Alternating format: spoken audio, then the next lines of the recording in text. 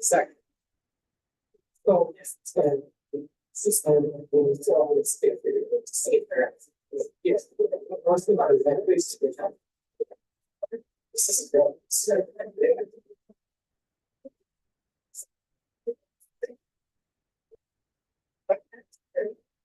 Or, yeah.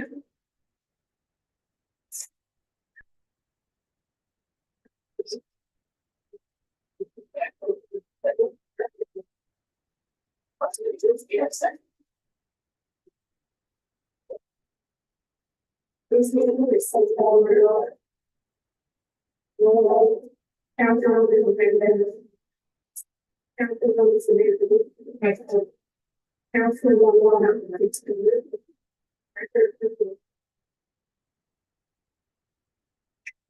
Yet, we are at the end of it. The mayor is. They may see things like sentiments.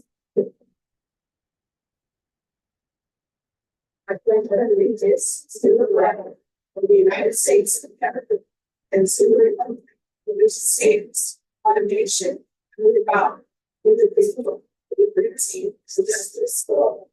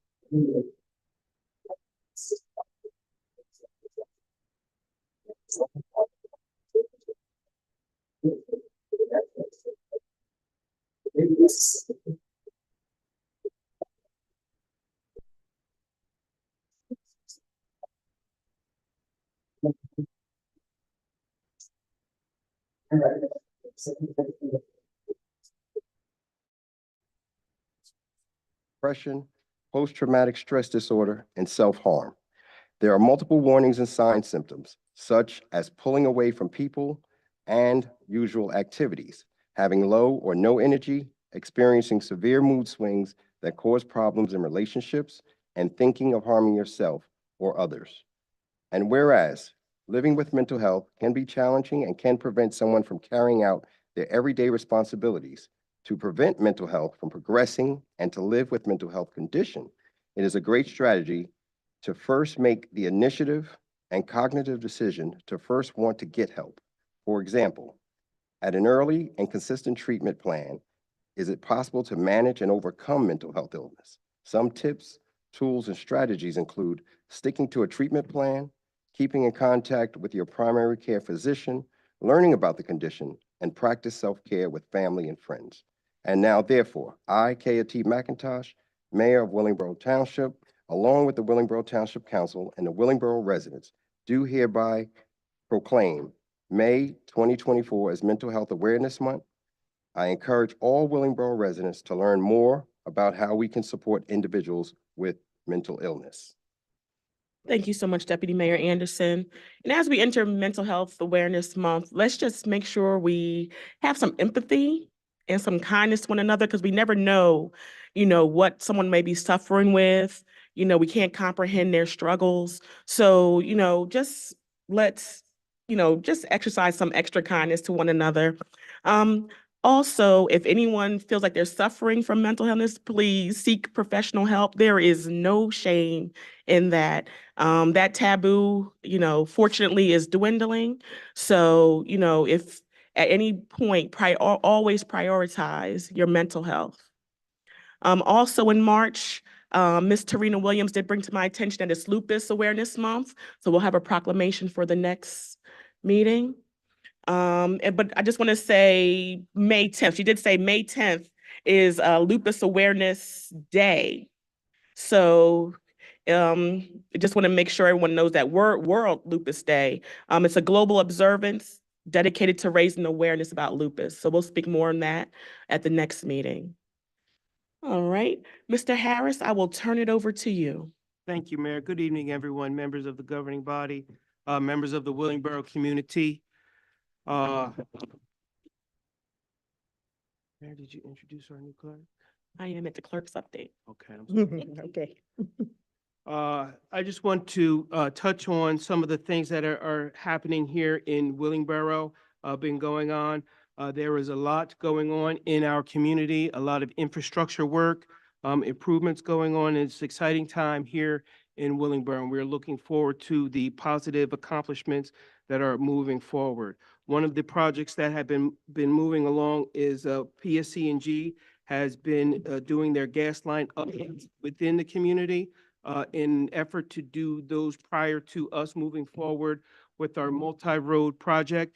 We have fostered wonderful partnerships with PSC&G and who have been very supportive of this community as we look to improve our infrastructure. Tonight, I have with us Ms. Karen Fryer, who is the Regional Public Affairs Manager with PSC&G, and would like to just come and take a moment before the governing body to share some updates regarding their efforts with the lighting upgrades within the community. Thank you, Ms. Fryer. Yes, thank you so much, Mayor McIntosh, Manager Harris, and Council. So I'm Karen Fryer, Regional Public Affairs Manager, PSEG for Willingboro.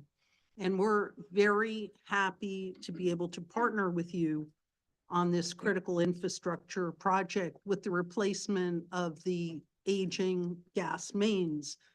This will improve the environment. There'll be less methane release, and the system will be much more resilient with future storms ahead. So less gas leaks and hopefully less emergency condition overall.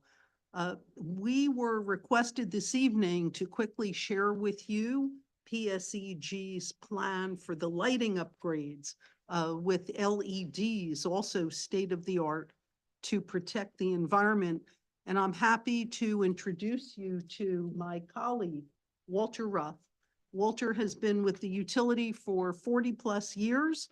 And his claim to fame in Willingboro is that he was actually a football coach and he personally was a wrestler. Now that makes me happy because I also come from a family of wrestlers, although I don't wrestle myself. My son, just so that you get to know something about me, was also a wrestler. So with that, Walt, if you would please come forward. Thank you.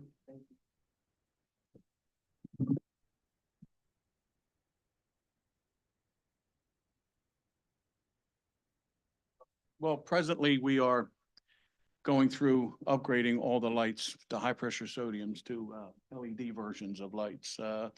I brought a sample here to show everyone. We've already started to do some of them. In this parking lot here, we upgraded these shoebox-style lights in the back, around the front there to LED. They're much brighter. There's less outages with them, and you know, so we're starting right now. We're waiting for a filing to go through the Board of Public Utilities, but we're still waiting for them to approve it 100%.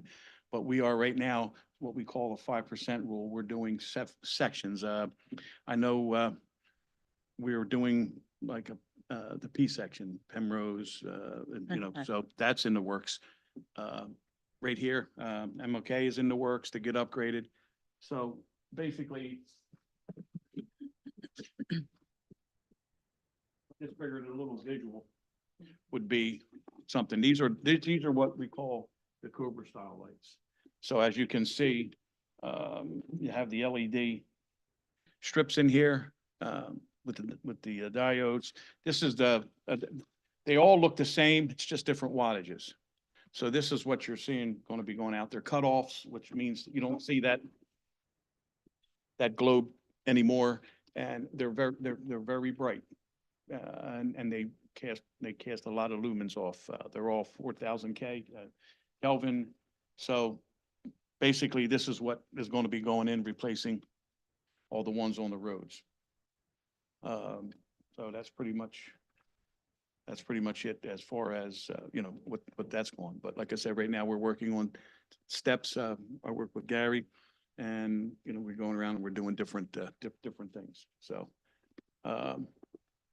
So quick question, Mr. Ruff, because one of the requests was, since we have just, or the county has just finished paving Veterans Parkway, and it's all nice and smooth, and we're going to have nice lines. If we could go ahead and move forward with maybe replacing those lights, so that'll just make that area in our community pop. Right now, I've sent you over 4 agreements. There's 6 total because we have to do it in sections. Right. We're going from Route 130 to JFK. And then from there, but you've already signed off on 4 of them, so they are all in the works. Excellent, thank you. You know, at all along there, you know, and they'll be replaced with, I'm sorry, they'll be replaced with these style lights. Thank you. Yeah, can I ask you a question, sir? One question. Yes, yes. So, with these solar panels that we have in some places, will that benefit, affect it, or?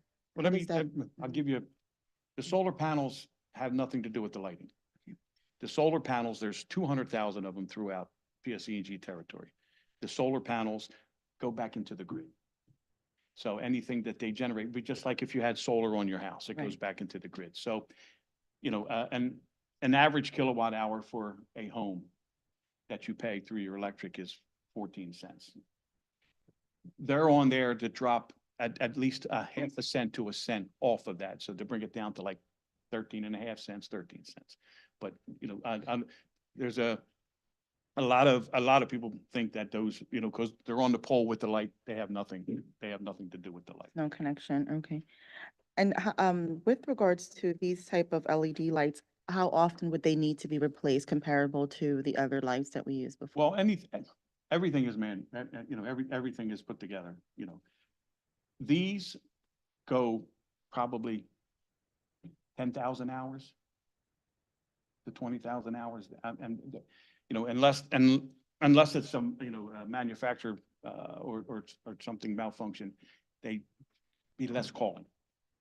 And we're also, once the CEF filing goes through, they're going to be putting smart photo cells in the lights. So this way here, a resident, DPW, police department won't have to report them. It's going to come back to us that the light is out. Oh, so you'll have, oh, that's good. You know, it's, see on the top of this here? Mhm. On the top of this here, you see this here? Yeah, If you look at the lights out there, you'll see it looks like another knob that goes on there. Mhm. That's the photo cell. Mhm. So basically what they're working, what we're introducing to start to be able to use once the BPU approves it, Mhm. is that will have the smart technology. So if the light goes out, it'll tell us that the light's out. So we don't have to rely, because right now we rely on Sure to everybody, know. police, DPW, residents, you know, calling them when they're out. Right, sure. Okay, thank you. Thank you, Mayor. Mr. Ruff, I know you said, Oh. there are 4 agreements that have already been signed and 2 that are in the works. Do you have a timeline for? Well, right now, because of, right now, it's 20 to 24 weeks Okay, due to material. all right. But could be sooner, but that's what the manufacturer tells us. The manufacturer tells us it's a 20 to 24 week time frame. Now, there's probably. Is that just to receive the materials or for them to be installed? That's to receive the material. Okay, You know, before the pandemic, we used to get 2, 3 shipments of lights a week. You know, it's picking up to where, you know, manufacturing's picking up and so on. So like I said, from Route 130 to JFK on Veterans, I believe it's a total of, it's got to be 100 and, it's at least 100, it's at least 100 lights that are going to be upgraded because they're on both sides of the road. okay. So 20 to 24 weeks to receive the light. That's the estimated time frame. Yes. Estimated. And then for installation, how long does that take? Once they come in, they go out. Now, the only difference that might be on veterans is we might have to have traffic control, you know, to close a lane down, because what they'll do is they'll contact and then, you know, because the guy's up in the bucket on the Okay. truck. Okay, thank you.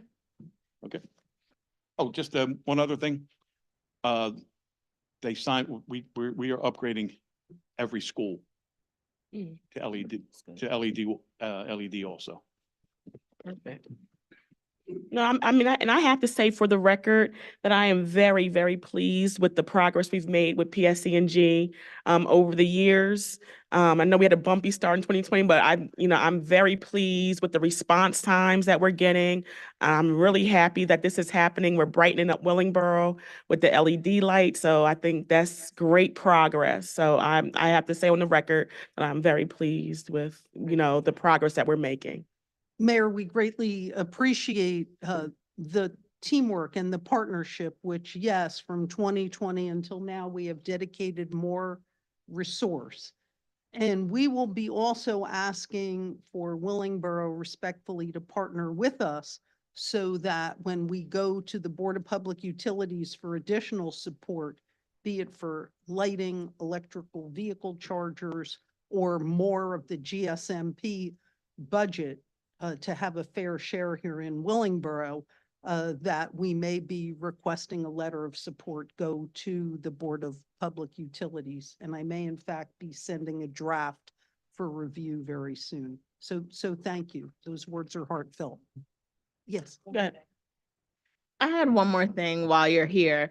I was gonna save it for later, but since you're at the mic, I got some reports today of some tree trimming that's going on at the Yes. intersection of Levitt and Sunset, and that the brush was just being left. I just want to make sure that your workers and employees are taking that brush away and not just leaving it. I see. If I could please through Gary get an email and maybe even a photo of this, Okay. we can then get back and learn what the situation was with that vegetation management.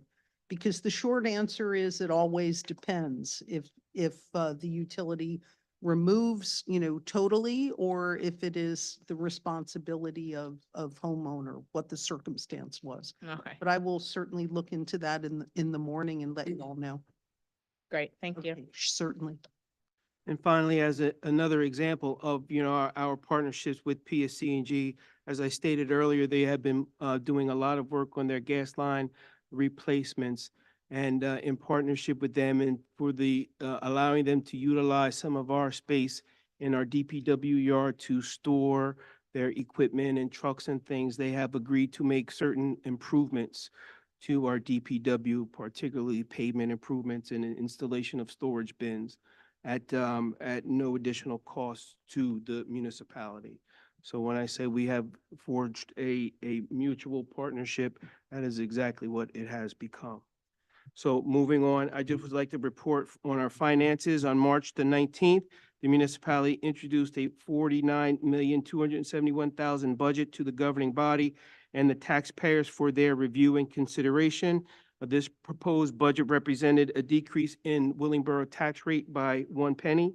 However, at the request of the mayor and governing body on April the 16th, under the guidance of our excellent chief financial officer, Ms. Eusebia Diggs, we fine-tooth combed the budget and were able to make certain amendments that resulted in a 2 penny decrease in the tax rate. So that budget is going to be presented for your consideration and public hearing this evening and hopefully adopted. A total of $8,060,798 were expended in the month of April as of the 26th. 1.4 million of that represented salary and wages. Almost 300,000 of that were health insurance expenses. 4.4 million were statutory expenses like FICA tax, Social Security, and certain pension payments. 500,000 went to other expenses, the day-to-day operational expenses in the township, and about 1.2 million of that was utilized to pay principal and interest payments servicing our debt. Our inspections department completed 1,017 inspections between April 1st and April 22nd. They collected $52,300 in revenue. Our DPW department cleaned 4 drainage head walls at Bradford, Babbitt, Evergreen, and Baldwin Tot Lot. In case you don't know, a drainage head wall is a wall that's built at the inlet of a drainage pipe or culvert that controls the water flow and prevents erosion and direct water away from structures like roads and buildings. So that will help with the water flow in our community, in our drainage. Our fire and EMS department, the 3rd annual Citizens Fire Academy started on Wednesday, April the 24th. There are 9 participants, or I believe the number was adjusted to 11 participants signed up for the academy, which is the highest class ever. The classes meet on Wednesdays between 6:30 and 9:30 from April 24th through June the 12th for a total of 8 weeks. The 10th annual Youth Fire Academy registration opened on Monday, April the 15th. The academy will run from July the 8th through the 19th, and it will be open to students between the ages of 13 and 17 years of age, and those classes will be limited to 25 participants. The remaining spots for the free community CPR AED classes that were provided to the first 100 citizens is now filled. There may be more free courses offered in the future, so please keep an eye out for any future flyers that may offer free CPR AED training courses. From our public safety, our Citizens Police Academy recently graduated 13 residents on April the 27th. Everyone who attended received a certificate and a Yeti-style tumbler with the police logo, and it was very nice, and I'm still waiting for mine. Thank you. Most importantly, they were able to get a better understanding of policing in Willingboro and form relationships with our police officers. They did finish up their driver campaign and conducted 125 additional hours of motor vehicle enforcement through the municipality, and the officers made a total of 226 motor vehicle stops during that period. At our last meeting, I kind of let the cat out of the bag that Captain Bucks and I were talking on some things regarding public safety and dealing with the traffic and traffic speeding and issues in the municipality. The mayor asked for a brief hint as to what we were talking about, so I did ask Captain Books to prepare a presentation for the governing body this evening, I believe. So I'm going to ask him to come forward at this time and share with the governing body. Good evening, Mayor, Deputy Mayor, Council, Willingboro residents. Like Mr. Manager said, we prepared, myself and Captain Perez prepared a presentation for you all tonight. And at this point, I will turn it over to Captain Perez. Captain Perez is our patrol commander, so he oversees our entire patrol division. So Captain Perez.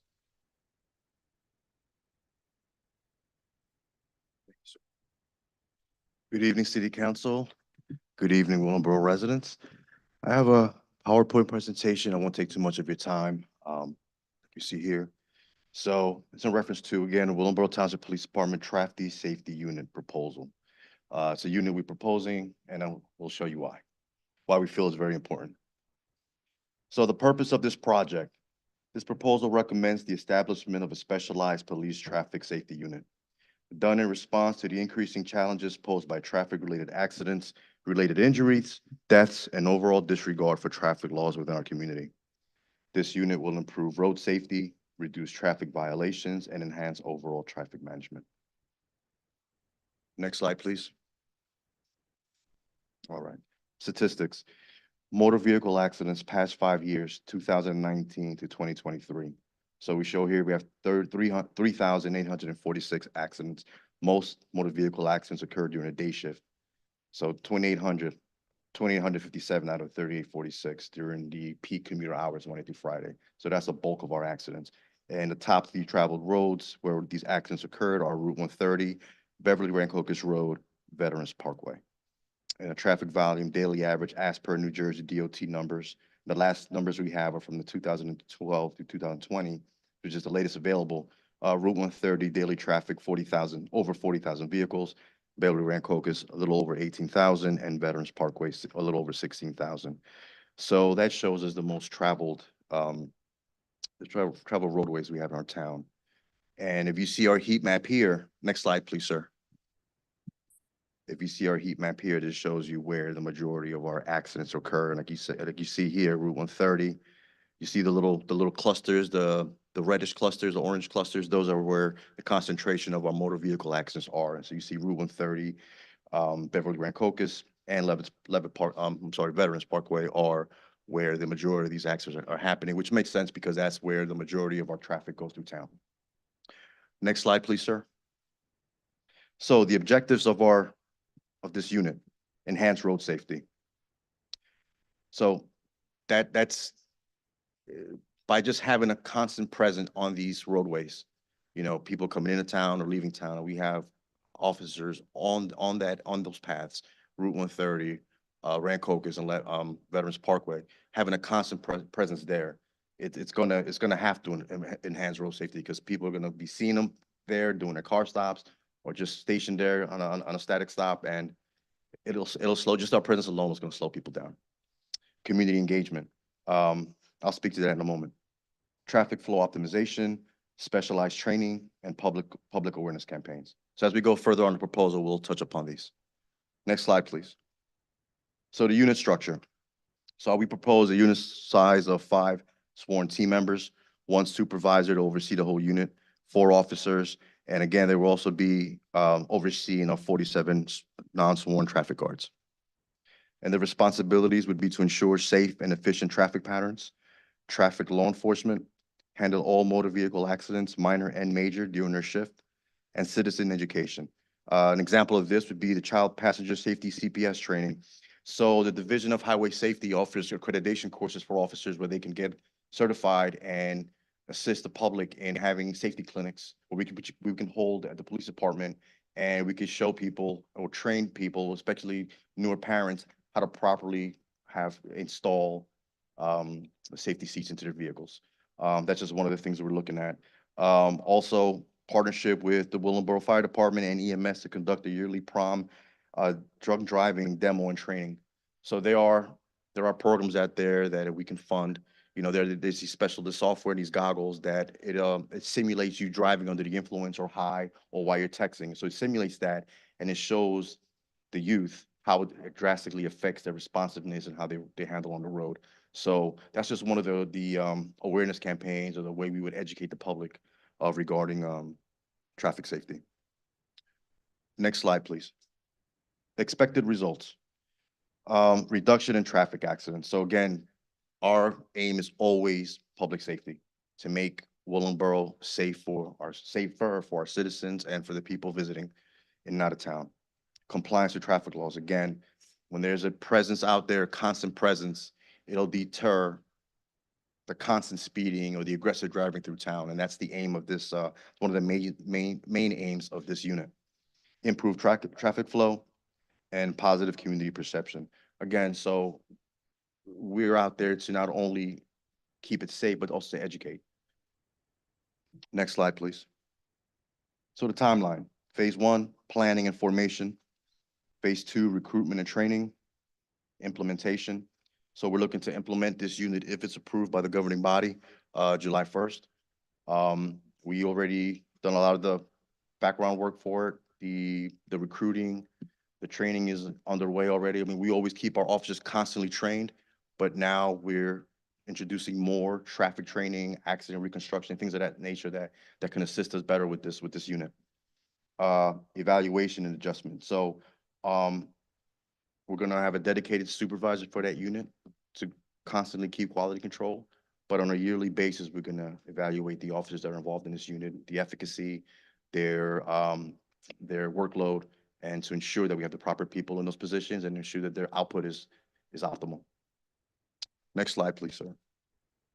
So the training.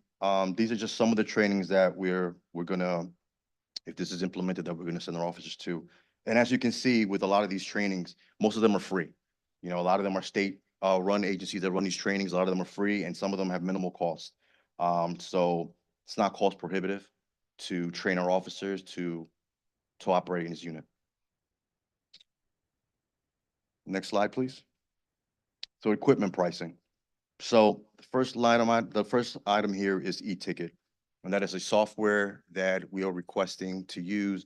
What happens is they would, it's a database that connects us to DMV, connects us to tons of other towns within the state that use the same software, and it gives our officers quick access to driver patterns and behaviors. So not only does it connect us to the DMV, but it connects us to other towns again. So we pull over a vehicle and we look up the DMV and we don't have much activity there, but we can also look up on the same database, this person was pulled over in Edison and for what he was pulled over for. So we have a pattern of, let's say, aggressive driving, or the case may be. So it paints a better picture for the officer handling that car stop. Also, it's makes things faster. So for example, with this software and the equipment that's installed in the vehicles, the officers can just take the license, scan it, and everything comes up on the screen because it's all integrated into our laptops. So it makes the car stop a lot quicker, which is good for officer safety and also good for the citizens, because whether they're going home or they're going to work, we don't want to take up too much of their time. Also, this software also can be integrated with our court system, so it makes their job easier because they no longer have to input these traffic tickets in the system. Everything is done automatically. Also, it can be used by inspections department. So you know how inspections does give out summonses or whatever the case may be, or ordinance violations, that could be integrated into the same system. They can do the same thing from their vehicles. They can just issue the summons from the printer in their vehicle. So it would serve the courts, the police, and inspections as well. The cost annually for that software is $9,704 annually. If we get a 5-year contract, which would fix the price of 5 years, it would be $48,521 for a 5-year contract, but it would be $9,700 annually for that software. Training, again, approximately $1,000 in training, but again, it's a minimal cost to the township for the training. And the True Speed XB laser for $150. That's the laser that we use. It's a piece of hardware that we have. So if, for example, if we have a major accident in Willingboro where we have a death or serious bodily injury, we have a special unit that goes out there and makes the measurements via laser. And they need an upgrade to that laser, and that's what that price shows. And in conclusion, the establishment of a dedicated police traffic unit is a proactive and strategic approach to address the growing challenges of traffic management and safety within our community. By investing in this unit, we demonstrate our commitment to creating a safer environment for both our residents and visitors. Sorry if it dragged on a little bit, but that's my last slide. Any comments or questions? I have a question. Okay, Councilwoman Perone? Okay, just real quick, with regards to, thank you for your presentation, by the way. Okay. What hours of operation would this be? Is it 24 hours or is it daytime, afternoon, evening? So we thought the best way, the most efficient way to handle this unit would be to have it Monday through Friday through the commuter hours. So we're thinking from 7 o'clock in the morning till about 6:30, 7 o'clock, maybe 7:30 in the evening. That way we have full coverage throughout the busiest times, the commuter times. Mhm. That'd be Monday through Friday. That's what the proposal would be. Okay, and then my other question is, would the traffic officers be on foot or in vehicle or both? They would be in vehicles, ma'am. Oh, in vehicles, ma'am. okay. All right. That concludes my questions. Councilwoman Whitfield? Yes, thank you, Mayor. Thank you for your presentation. Road safety is, critical for the residents and keeping our town safe. So I appreciate your time and attention to prepare this presentation for us today. A couple questions that I had. One was I noticed the budget. Mhm. And it's pretty, it's a pretty significant cost. We're on track to pass the budget tonight. Were these numbers already factored into the existing budget? Yes, ma'am. Oh, okay. All right, and with that, what I didn't see was you had mentioned the prom DWI demo. Is there any special equipment that would be necessary for that? That was So not. for things of that nature, we would look for grants. Oh, okay. Grants or Right. partner with other agencies that have that software and equipment, and we would do it that way. Okay, But we- partner with them for that. I'm sorry, that's. No, I said some of the things that they do too is we partner with the emergency services building out in West Hampton where they would take a vehicle and they would put a vehicle maybe in the front of the school that was, what's the word I'm looking for, Deputy Chief?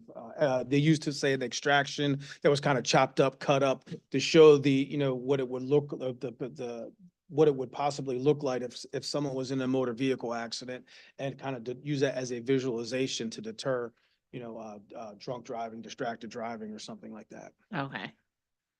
For the e-ticket, you mentioned like in-car printing of tickets and things like that that can be used not only in the police department, but in other departments. But I didn't see that like physical equipment included. Is that part of the No, that's- package? Ma'am, that's part of the contract, yes. Okay. So it- Oh, okay. all the equipment, the software, everything, the paper, everything is included in that price, ma'am. Okay. Oh, nice. Really did your homework. All right, and the extra, oh, no, I think you answered that. Yeah. Yeah, oh, does it require additional hires? No, ma'am. Oh, all We're right. using existing personnel, ma'am. All right, well, thank you. Those are all my you. questions. Well, the one question I got is, looking at the dollar amount, 9,700 a year, 48,000 for 5. At any point, will it be self-sufficient to pay for itself? So it no longer becomes a budget item? Or once the funds are collected, would you guys, like I said, at the end of the 5-year contract, if you like the software, everything's running, are you still coming back? That would be a yearly cost. The 97 would be a yearly cost each year. That 5-year would lock us into that price for that 5 years. After that 5 year is up, we would renegotiate with the vendor. Their prices may increase, decrease, or whatever, and that's what that price would be going forward. As far as I guess you could say a revenue generator, motor vehicle enforcement, we do get a small percentage when we write motor vehicle tickets. But that's really not the main focus of writing traffic tickets. Isn't for revenue. It's more for education and awareness and curbing the bad drivers out there. Okay, thank you. One more thing, Mayor. Should we pass this, tonight or approve it? I would just ask that special attention be paid to the 18-wheelers and large trailers that have been coming through town. They do travel those roads at very high speeds. And also, as we're rolling it out, just a little grace be given to Willingboro residents in Mhm. particular. You know, visitors, you know, are visitors and they need to know, but our residents. That's can West deserve a Hampton. little grace. We will say, we always say, our police officers, they can use discretion. Yeah. And they use discretion very well. And one of the main reasons we came up with this proposal is, you know, our officers on a regular basis are out there doing motor vehicle enforcement. But we also have to answer, you know, 39 or 35-ish thousand calls for service. Having this designated unit allows us to focus on traffic enforcement and motor vehicle enforcement, where that's their main focus. They're not going to be answering the 911 calls unless it's, you know, unless more officers are needed for that particular call. Their main focus is going to be for motor vehicle enforcement and traffic enforcement. So those designated officers, that's what their job is going to be. One more thing, I'm sorry. So please understand also that we're not just gonna focus on those three major roadways. So we have an analyst who gives us a monthly a monthly traffic heat map. And he identifies, because everything can change, you know, month to month. He identifies the problems in Willingboro regarding traffic flow or accidents, and we can always redistribute that unit to where it's needed the most. So it'll be based out of those major roadways, but we can always move them along. So that's the luxury of having that unit. Is there any response you need from council today? No, unless there's some major objection to us moving forward, we're pretty much going to go ahead and take the steps necessary to implement the changes. One of the reasons is not going to have a major budgetary impact is because we are already hiring the police officers. They're coming out of the academy. We already have the vehicles. With the hiring of police officers, they get uniform, they get body cameras, they get all of these things already. So Right. those additional expenses are already written into the budget as the captain had stated. So the only major expense outside of that was for the e-ticketing system. Okay, perfect. Are there any major objections today from what was presented today? None here. It sounds like Very a good. good option. Thank you very much. Thank you. Thank you. So continuing on with my report, Community Affairs in April 2024 concluded federal and state income tax preparation services for senior citizens and veterans with 55 free tax preparations completed by AARP for the residents, and it happened usually Wednesdays during that tax period in April. The annual health center health fair was held on April the 17th with 18 participating center sponsors and over 100 senior and veteran participants. Recreation Department completed and successfully submitted the Historic Site Management Grant on April the 18th. They celebrated their 12th annual Phenomenal Women's event with approximately 140 attendees. It was a phenomenal event, well attended and well presented, honoring our phenomenal women here in Willingboro. And I thank Ms. Bolden and her team for all the extra efforts and work put into that project. Our Friday Night Live series will kick off on this Friday at 7 p.m. at the amphitheater. And at this time, I'm just going to ask Ms. Jackson to come forward and give you a briefing on the other updates or activities going on in Willingboro. Thank you, Mr. Harris. Good evening, Mayor, Deputy Mayor, members of council, and the Willingboro community. We just want to bring to your attention that tomorrow our Township Clerk's Office will host our annual rabies vaccine clinic. This is a free clinic for our Willingboro residents. The clinic will be held from 4 p.m. to 7 p.m. at Mill Creek Park. All dogs must be leashed, and proof of residency, a photo ID, and proof of rabies vaccination are required. Free identification tags will be provided. Cats are also welcome. And we want you to be aware that the Township Clerk's Office will be closed at 1 p.m. tomorrow in order to fully service this event. So make note of that. As you heard, the applications for both our Youth Police Academy and our Youth Fire Academy are now available. We also have the Stop the Bleed course on the second Saturday and third Thursday of each month. And this is hosted by our Willingboro Fire Department. As Mr. Harris shared, we are excited to share that our Friday night music series will kick off this Friday, May 10th at the amphitheater. Live music will be held on the second and fourth Friday during the months of May, June, and July. And on Friday, Centron and the Inca Band will specialize in Latin music and kick off the series. So we're looking forward to this year's Friday Night Music Series. And then on Saturday, May 11th, we will host our Rec at Rita's in Willingboro from 12 p.m. to 2 p.m. Register for our summer programs, grab a hot dog, and of course, enjoy some great Rita's water ice at a discounted price. And then on May 25th, which is Memorial Day weekend, the Country Club pool will open. So we want to encourage you to mark your calendars for that and plan to kick off this summer at the pool. And then closing out will be our Memorial Day observance on Monday, May 27th. We will honor the memories of those who sacrificed their lives while serving our country. That observance will begin at 11 a.m. and will be held at Mill Creek Park. And lastly, we want you to save the date of Saturday, June 15th. We will celebrate Juneteenth from noon until 4 at Mill Creek Park. We're looking forward to another great opportunity to celebrate African-American culture, freedom, and education. And as always, all of this information is found on our website, social media platforms, our YouTube channel, and by subscribing to Willingboro Weekly. And we also want to make sure you are aware, not an event, but the annual reports are now available. They have the link to the PDF on our website. We also have some hard copies in the carousel. So we want to make sure our residents are aware of that as well. Thank you. Thank you.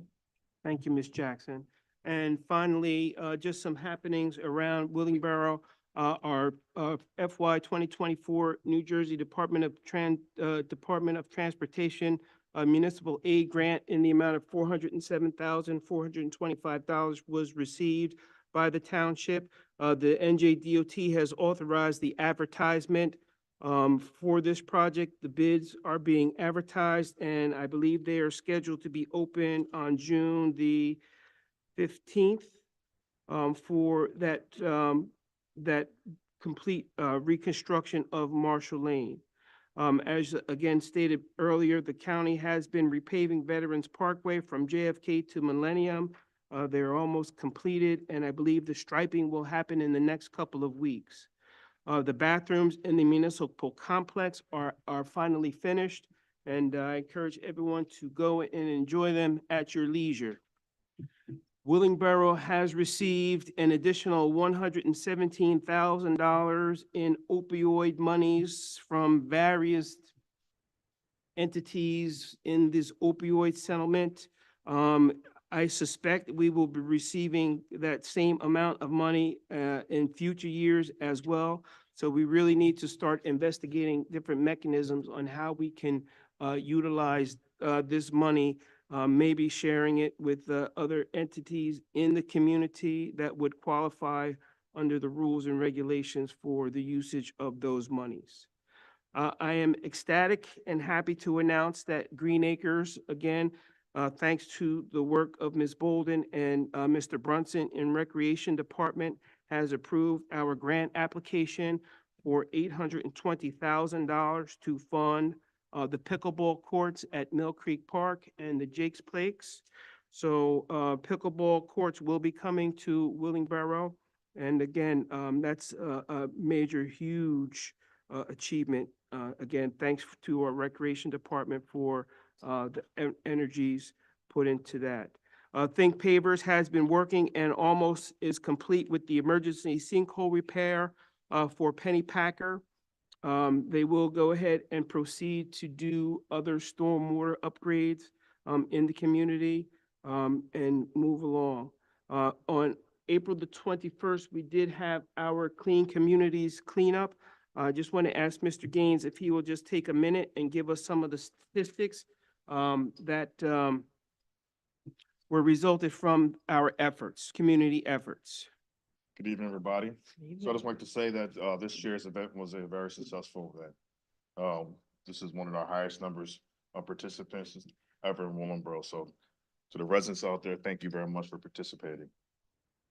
So on the 20th of this year, we had about roughly 82 participants that actually came out and participated in our cleanup. We had a roughly estimate about 4 hours worth of work. There was about 2 miles of land throughout Willingboro that we covered for trash. We collected about 77 bags of trash, which was 50 gallons worth of trash per bag. 27 bags of plastic material that were actually going to be sent to our OT center to be recycled.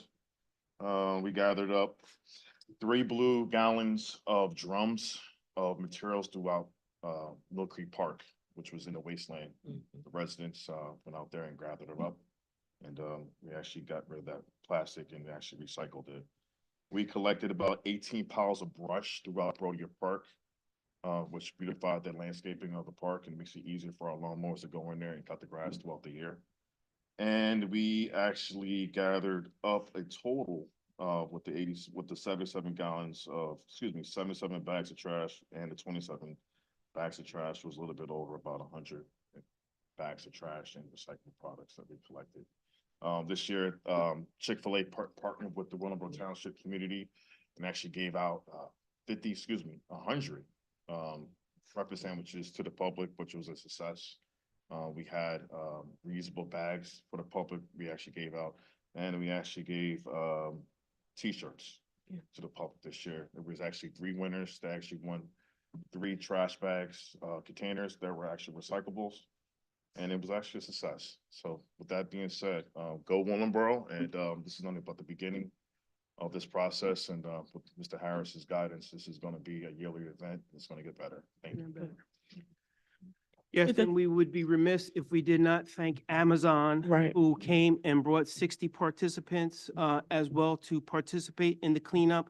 And after they did the cleanup, they went in and lended a hand in the community garden as well. So again, we thank our corporate partners who are beginning to tether with Willingboro. And, together we are working to make Willingboro an outstanding community. And I thank all the governing bodies, participants, all of our employees who participate, and all the different organizations in Willingboro who did not find it robbery, even in the rain, come out and help keep Willingboro clean. So thank you very much. That's something that's very near and dear to my heart in particular. Mr. Harris, Finally, I'm sorry, before you, I just wanted to interject. Troy Singleton, Senator Troy Singleton was out there in Mill Creek Park, and they did a whole lot of work. Oh, and the Sigmas, right? No, no. The Omegas, I'm sorry. get a flat tire. The Megas, the purple and gold was out there also. I apologize. But it was a successful event, and I definitely applaud Mr. Gaines and Mr. Harris and the whole team for really making that happen. And it was a lot of people, was really well done. So thank you. So finally, a major project that we've been working on for the past 2 years, or at least a year and a half, our Segment 4 roadway project is scheduled to start on May the 20th. The work will begin with concrete work, which is sidewalks and curbings. Just as a reminder, these are the 14 worst roads in Willingboro that will go and be redone. The anticipated sequence, they will be starting on Garden Brook and Clearwater, move to Primrose Lane, Pastoral Lane, Montclair, Moss Hill, and Montrose. Then they will move on to Mainbridge and Meadowlark, Sedgwick Lane, and Hazelwood Circle. And once the sidewalks and curbing is complete, then they will begin the milling and paving on those particular streets. And just finally, the tax collector by statute is required to report every year in all taxing districts whether or not they're from time to file a list of delinquent taxes which he or she believes are uncollectible by reason of fictitious, double, or other erroneous assessments. Our tax collector is putting on the record in 2024 in compliance with the statute that there are no uncollectible taxes in Willingboro for 2023. So I will give a copy of this letter to the township clerk to file into the records of the municipality. And that is all I have to report on this evening. Thank you. Okay, just one Just one more thing, Mr. Harris. I know we do go over this pretty much for the last couple of months at the meetings, but I just need you to go over what's happening in Willingboro in terms of the tax assessment. I know we probably have some new new residents or new people to the meeting. So I just want for the good of them, just an explanation of what's going on with that. So Willingboro is going through the process of a tax reassessment. This is something that is been mandated through the Burlington County Office of Tax, whatever it is, the Burlington County Tax Collectors. This is not something that we are doing arbitrarily. There has been some shifting in the way that property tax is evaluated in the state of New Jersey. The requirement or the mandate is that that property be taxed on its real value or market value. Where many years past, there used to be a value on the property and the improvement. That has all kind of been transitioned. So our tax collector and our not collector, our tax assessor and his department is systematically engaging in the revaluation of all homes in Willingboro. It is a multi-year project. Once that is done, then the new total valuation for all of Willingboro will be finalized. And then at that point, there may be some increases, there may be some decreases, there may be some that experience no increase or decrease depending on what the value of their home is based on what they're currently paying in taxes. So I believe they just finished up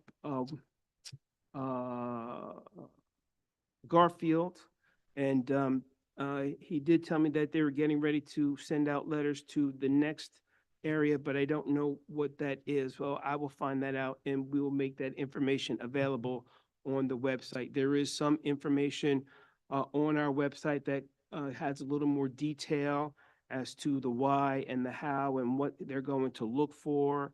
The letter that's being sent out to residents. So if you receive the letter, you know it is not fictitious. Again, the person who is going to be knocking on your door will have identification, and if they don't have appropriate identification, please do not let them in, and you can always call any of the municipal offices or the police department if you have any questions or concerns. Clarity, this assessment is stemming from the state through the county Right.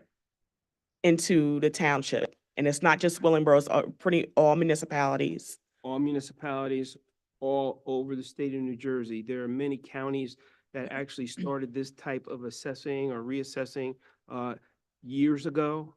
And it is finally just kind of hit home here in Willingboro. Just one question.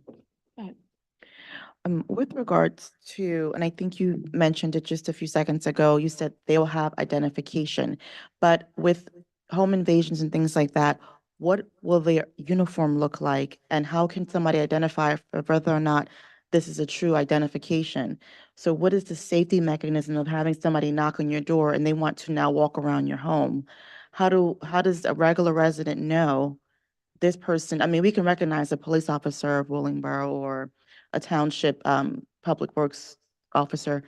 What do these people look like? What are they wearing? And what's their that's my question. What are their identification and who they are? Well, I believe the individual's name is provided to the residents in the letter, so they know who that inspector is. And again, they will be carrying a Willingboro identification with their name, something very similar to this. Like our badges? Yeah, identify themselves. And I don't know that Justin or the tax assessor has a defined uniform, but that's something that I didn't think about that we can look into, and maybe they should have. And something maybe, more. and maybe we can post like a picture of what the uniform should look like on our website. This is what a person should be dressed in just for, and maybe the police department can help you gather what that information looks like on our website so they know who to look for. Right. Mhm. And again, No, to Councilwoman Frone's point, a photo of who this is coming to the home. Right. For those seniors and all that, if you have a photo that's on the website, that's also another visual. what I did. That's all. Thank you.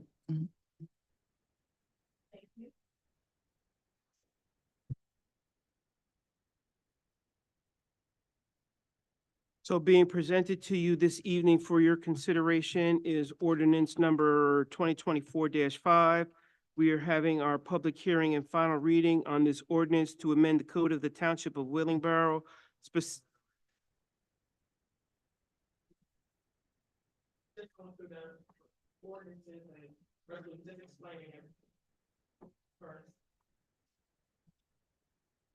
Again, specifically related to chapter 272 entitled Property Maintenance by adding a new article entitled Outside Storage and Deliveries of Firewood in Residential Areas. This is put in place to regulate the placement and storage of firewood and wood piles on people's property within the Township of Willingboro.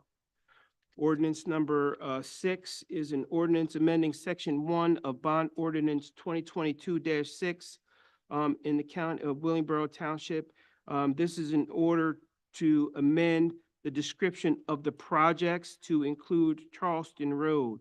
We have a very serious sinkhole issue on Charleston Road that we need to address, and we wanted to include that project in this bond ordinance, which will enable us to dedicate ARP monies towards the fixing of that project. So we're asking that the ordinance description be amended to include Charleston Road. Ordinance number 2024-7 is an ordinance reappropriating $125,000 in unused debt in order to provide for storm water project. Again, for that Charleston Road project, we're taking $125,000 from the Balford Lane MS4 project that has been completed and was residual monies, and going to rededicate that to the Charleston Road project.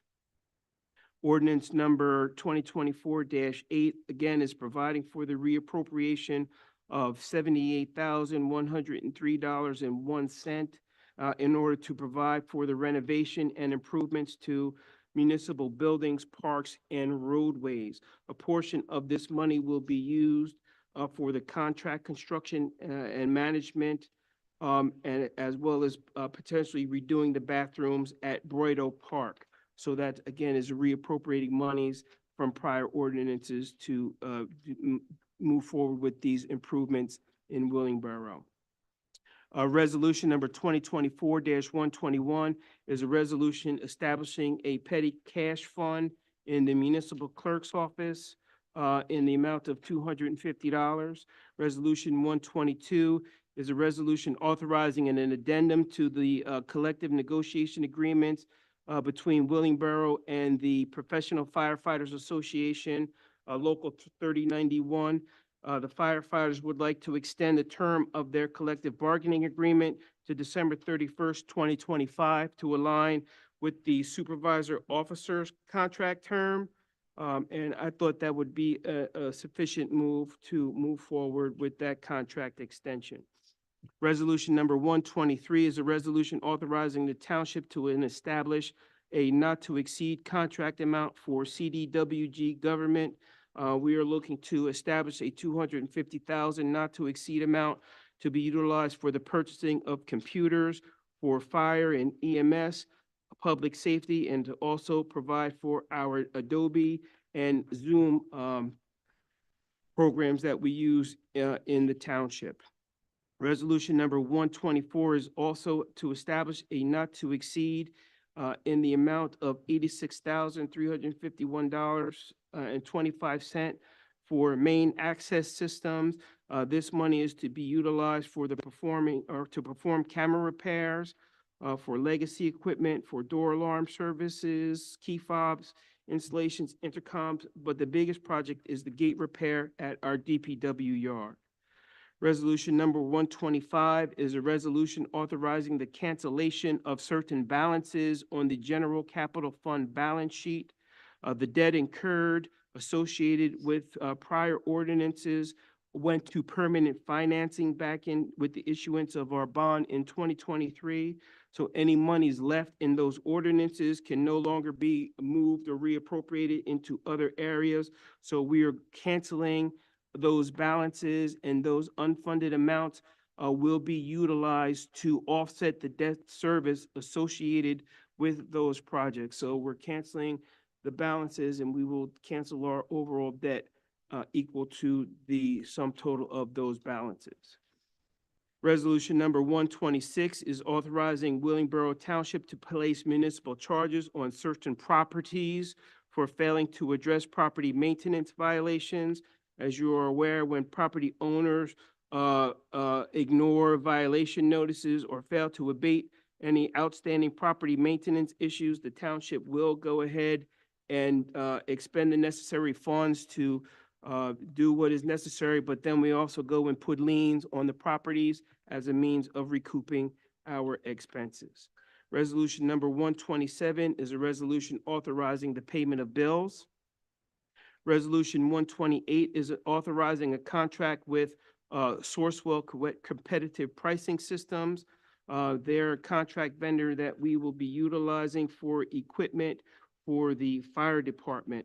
On the attachment, there is $113,000 listing for PL Custom Company. That was money that is going to be utilized for our new ambulance, but it was a little premature to put that on this resolution at that time until our capital budget for 2024 is finally approved.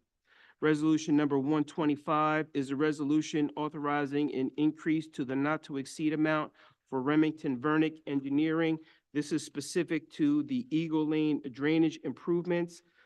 We needed to increase their not-to-exceed from $25,000 to $92,460 to cover the engineering costs for that project. So that's what that resolution pertains to. Resolution number 130 is a resolution approving a change order number 1 with Longo Associates for the Willingboro Performing Arts Center, the seating. We had ordered the seating for the Performing Arts Center because of a delay in the construction. The company is not ready or able to come in and install the seating, so they're going to charge us $675 to store the seats and then come back and install them in September. So that is a change order to that contract. Resolution number 131 is a resolution authorizing a contract with a nationally approved cooperative contract vendor, which is Sourcewell. Back in last year through resolution 2023-14, we went into a contract to utilize Enterprise as our fleet management service. That service is, or Enterprise is a member of Sourcewell Cooperative Purchasing Program, and we are just authorizing the utilization of Sourcewell, that Sourcewell contract, as the authorized vendor for Enterprise can provide fleet management services for 48 months for the township of Willingboro under that contract at discounted prices. Resolution number 133 is a resolution authorizing the overpayment of taxes as listed on the attachment. Resolution number 134 is a resolution authorizing the township to establish the not to exceed for the provision of Registrar of Vital Statistics Services. We have been utilizing temporary services of 2 former registrars here in Willingboro to cover the vacancy in that office. We will continue to utilize them on a part-time basis throughout the year to provide support to our registrar, and the anticipated value of that will be $43,000 for 2024 between the 2 employees. And resolution number 135 is a resolution authorizing a not-to-exceed contract for Dell. The additional monies that we are looking to encumber is $97,000, which is a little bit more than, or substantially more than the $250,000 that were originally anticipated. That's usually primarily to cover the costs related to UPS replacement batteries, a sonic wall, and some time clock repairs in the township. And those are all of the actions that I'm presenting to you for your consideration outside of the resolution and public hearing for the amended 2024 budget. Thank you so much. So at this time, public comment for agenda items only is now open. Again, this is public comment for agenda items only. You have 2 minutes. Please state your name and address for the record. Thank you.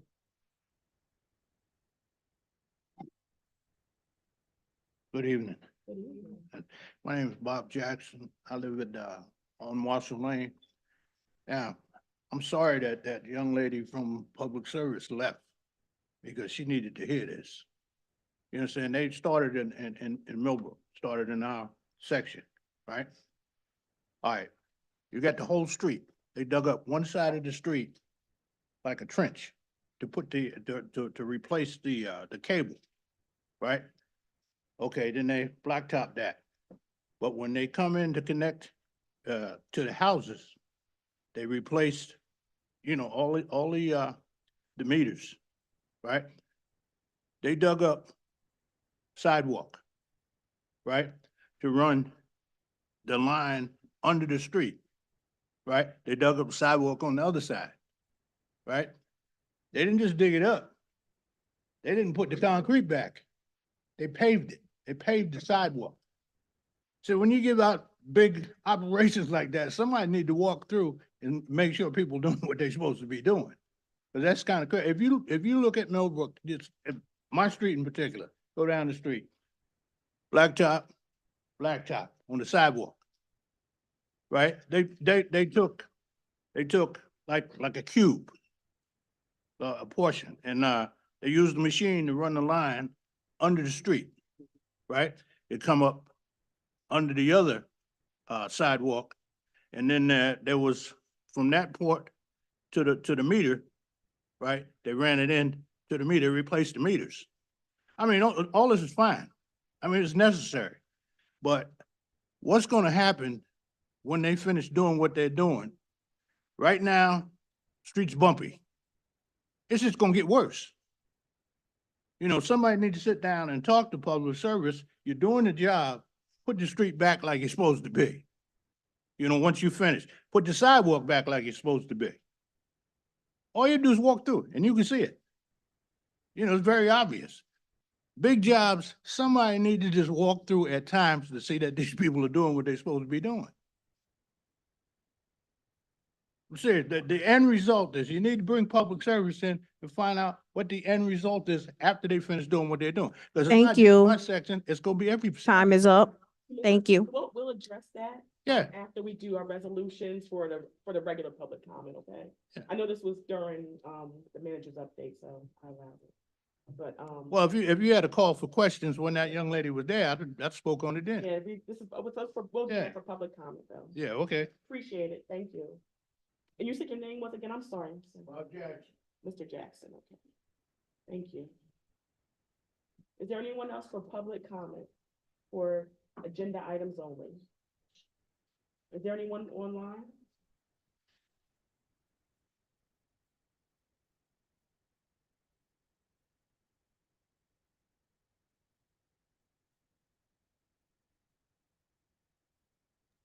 Host, is there anyone online? Yes, Mayor Brown.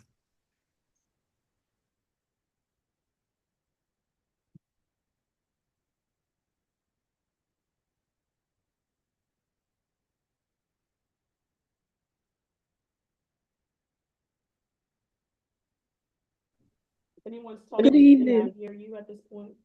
Good evening. Can you hear me now? Brown, I'm somewhat, you're talking, but we can't hear you.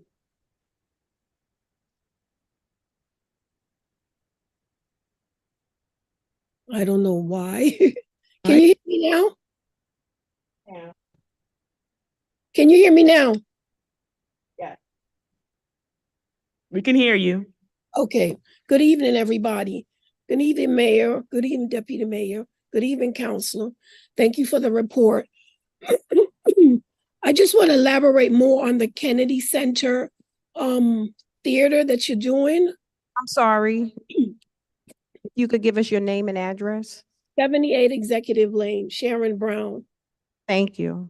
I want to, some more information about the Kennedy Center. Last time y'all spoke, you said they had done some renovation, which you wasn't, complying what they was doing. Now you're saying that we have to pay additional money for them, for the chairs. Could you elaborate more on that? And is there another way of, going about this, like suing them? Thank you very much. Thank you, Ms. Brown.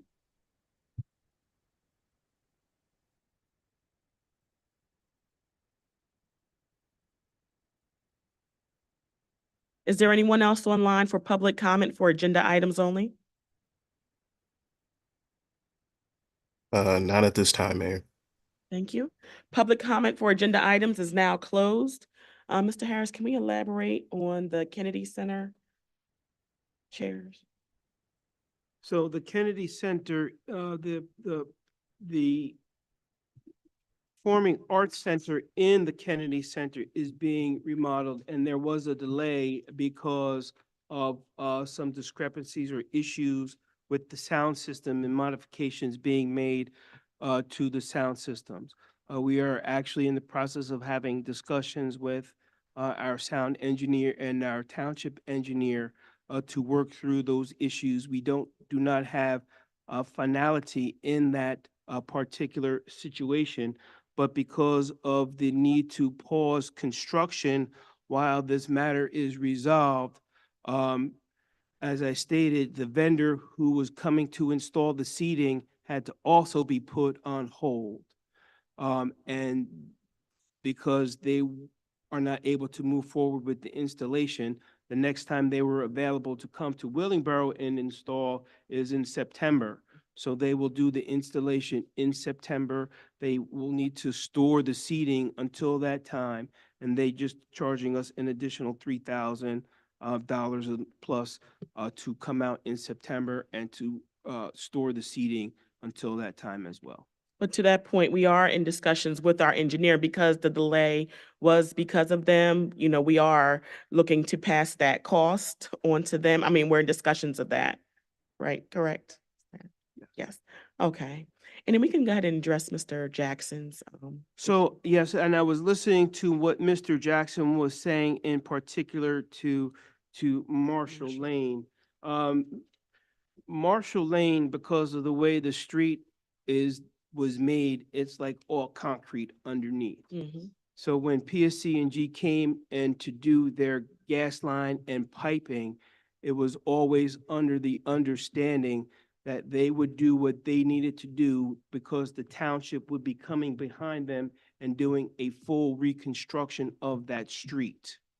So the condition of Marshall Lane is just a temporary condition, but it will be completely refurbished as part of that $407,000 2024 NJDOT municipal grant. So within this year? Yes. Okay. Within the next 6 months. Okay. So it's just a temporary, Yes. temporary bumps Temporary. and, okay. All right, but we are ensuring that Marshall Lane in particular will be smooth Yeah. out. Okay. All right, and I appreciate that. All right. We'll move on to the ordinances.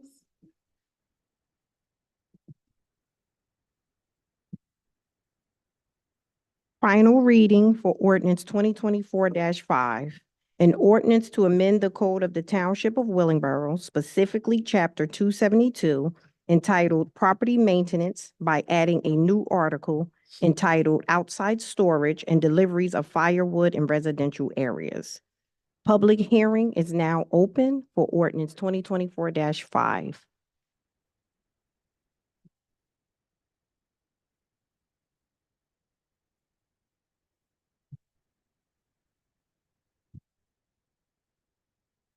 Public hearing is now closed for ordinance 2024-5. Is there a motion to adopt 2024-5? So moved. Second? Moved by Deputy Mayor Anderson, seconded by Councilwoman Whitfield. Any further discussion? Roll call, please. Councilwoman Perone, Yes. Councilwoman Whitfield, Yes. Deputy Mayor Anderson, Yes. and Mayor McIntosh. Yes. Ordinance 2024-5 has now been adopted.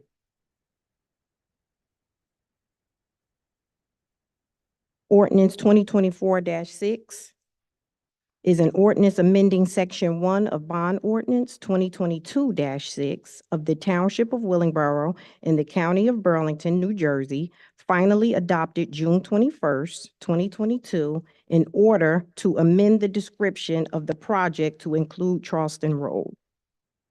Is there a motion to introduce ordinance 2024-6? So moved. Second. Moved by Deputy Mayor Anderson, seconded by Councilwoman Whitfield. Roll call, please. Councilwoman Perone, Yes. Councilwoman Whitfield, Yes. Deputy Mayor Anderson, Yes. and Mayor McIntosh. Yes. Moving on to ordinance 2024-7 is an ordinance of the Township of Willingboro in the County of Burlington, New Jersey, providing for the appropriation of $125,000 in unused debt authorizations not needed for the original purposes in order to provide for stormwater project for Charleston Road. Is there a motion to introduce 2024-7? So moved. Second? Moved by Deputy Mayor Anderson, seconded by Councilwoman Whitfield. Any discussion? Roll call, please. Councilwoman Perone, Yes. Councilwoman Whitfield, Yes. Deputy Mayor Anderson, Yes. and Mayor McIntosh. Yes. Final ordinance this evening is ordinance 2024-8, which is an ordinance of the Township of Willingboro in the County of Burlington, New Jersey, providing for the reappropriation of $80,603.01, $78,103.01 of proceeds of obligations not needed for their original purposes, and $2,500 from the Capital Improvement Fund in order to provide for the renovation and improvements to municipal buildings, parks, and roadways. Is there a motion to introduce ordinance 2024-8? So moved. Second? Moved by Deputy Mayor Anderson, seconded by Councilwoman Whitfield. Any discussion? Roll call, please. Councilwoman Perone, Yes. Councilwoman Whitfield, Yes. Deputy Mayor Anderson, Yes. and Mayor McIntosh. Yes. Okay. I'd like to make a motion for consent agenda of resolution 2024-121 through resolution 2024-131. So moved. I'm sorry, and resolution 2024-33 through 135. So moved. Wait. No?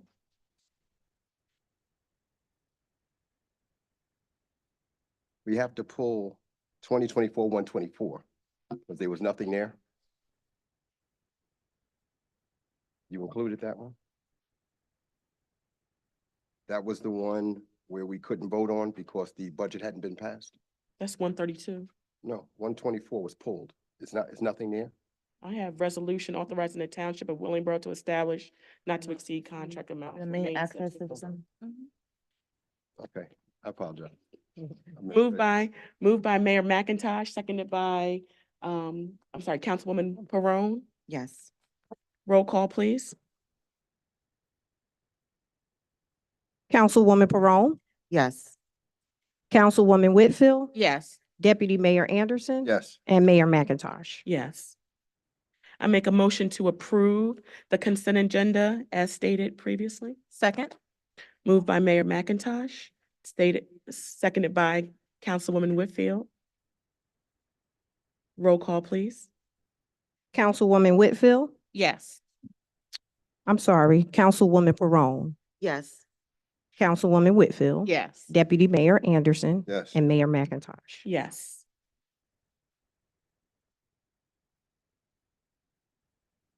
We can move on to the treasurer's report. Do we have a treasurer's? Yes. Okay. Is there a motion to approve the treasurer's report for April of 2024? So moved? Second, moved by Councilwoman Whitfield, seconded by Mayor McIntosh. Any further discussion? Roll call, please. Councilwoman Perone, Yes. Councilwoman Whitfield, Yes. Deputy Mayor Anderson, Yes. and Mayor McIntosh. Yes. Okay.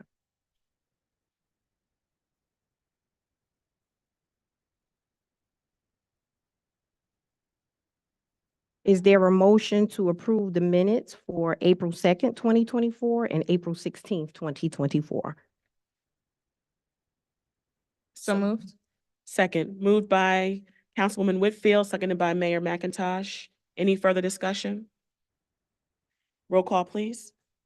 Councilwoman Perone, Yes. Councilwoman Whitfield, Yes. Deputy Mayor Anderson, Yes. and Mayor McIntosh. Yes. All right, we'll move into our municipal clerk's update. The biggest update we have a clerk.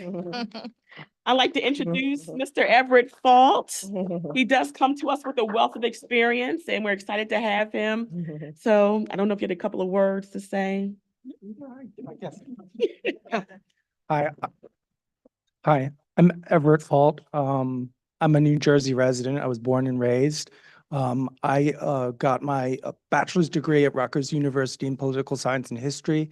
I have a master's in public administration from Kane University. This is in addition to certifications I have through New Jersey for the registered municipal clerk, qualified purchasing agent, certified municipal registrar, affordable housing professional. I'm also recognized by the International Institute of Municipal Clerks as a certified municipal clerk, which is a step up from the RMC. And recently I was appointed, I was not awarded, but I achieved my Athenian Fellowship through the International Institute of Municipal Clerk. So it's really exciting. Really just look forward to working with everybody here in the township. Thank you. Thank you. We welcome you. We're happy to have you. And I would be remiss if I did not take time to thank Deputy Clerk Latoya Cooper McBride, that did step up, in the absence of a clerk, filled in. So I just want to, let you know we appreciate you. But yeah, I know you're happy, Mr. Faulty. And for the update, can we just go through real quick the dog license, the clinic for tomorrow, the time, what paperwork, and mention any other partners or vendors that will be there also. Okay. I'm not aware of any other vendors that are going to be there besides the veterinarian. Everybody is entitled to, who lives in the county, to attend the rabies clinic tomorrow. Everybody should bring their dog leashed. Any cats that are to be vaccinated, they also have to be brought in crates for all the obvious reasons. The clinic's going to run from 4 p.m. to 7 p.m. I think that's just about, we'll be there. We'll be available to license any unlicensed animals in addition to providing the free rabies vaccination. And for the licenses, they need their if they already previously had their rabies. Correct. Stuff. Okay, so Correct. that's what they need. Okay. They were supposed to get the dogs issued on, licenses issued on January 1, so there may be an additional fee. Okay. But again, the rabies vaccination, they can get 1 or 3 year vaccinations depending on what's most appropriate. Did anybody have any questions? No, I just wanted to add something. The Borough Pet Project, run by Ms. Sharon Anderson, will be a part of the dog clinic, providing free dog tags for any residents or animals that are present. So My apologies. no worries. All right. So thank you very much. And we'll be moving on to unfinished business. Again, thank you, Mayor.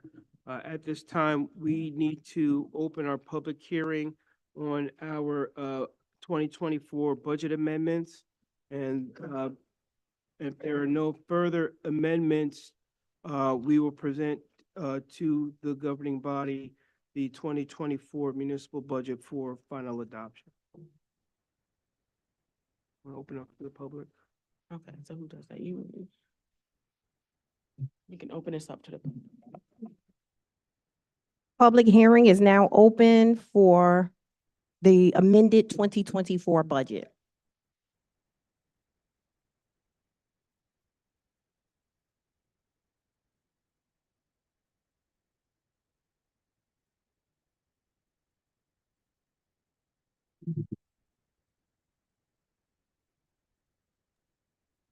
Public Okay. hearing is, I'm sorry, I do see Brown.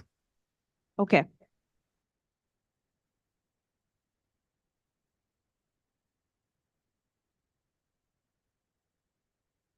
Good afternoon again. Can you hear me? Good afternoon. Can you hear me? Yes, we can hear you. Yes, Sharon Brown, 78 Executive Lane. With the budget, does the budget include the traffic safety unit? And if so, I wanted to know what other township has a traffic safety unit? And also the function of the safety unit. And also, I know it's a very good idea because of the results of the road and the safety travel in the street. That's very important. But I also want to know if we're going to have a safety unit, what are the other officers going to be doing? Because I thought that's what basically more that they do. So could you inform me more about the traffic safety unit or what other township has it? Thank you very much. Thank you, Ms. Brown.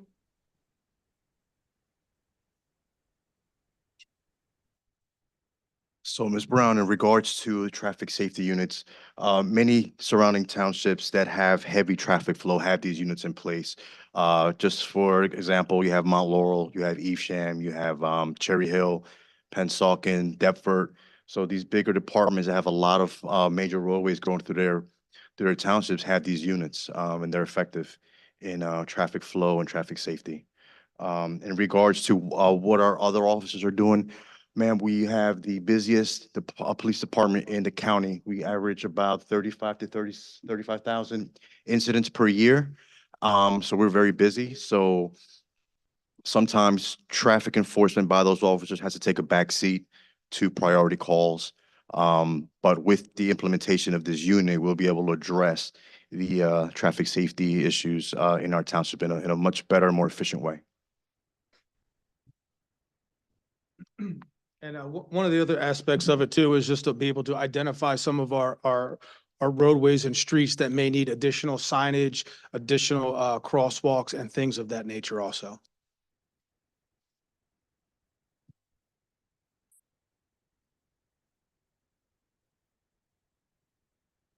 Jim Brantley, 44 Woodhaven Lane.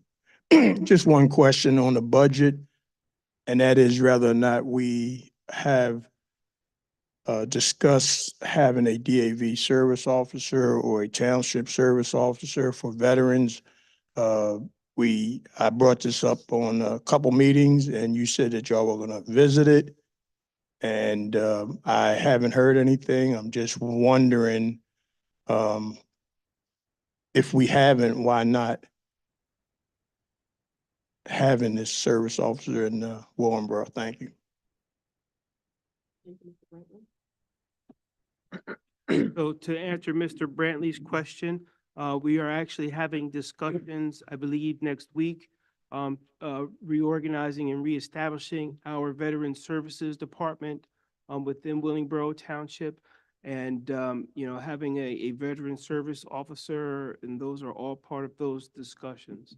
So it is not as if we haven't been moving forward with that. We're just not at that point yet, but we will begin having those discussions next week. Tomorrow. Sooner than next week.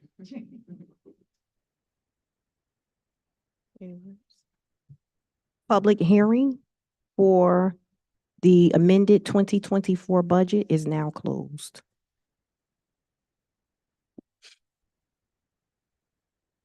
Yeah, to introduce the resolution to adopt the 2024 municipal budget. Resolution number 132.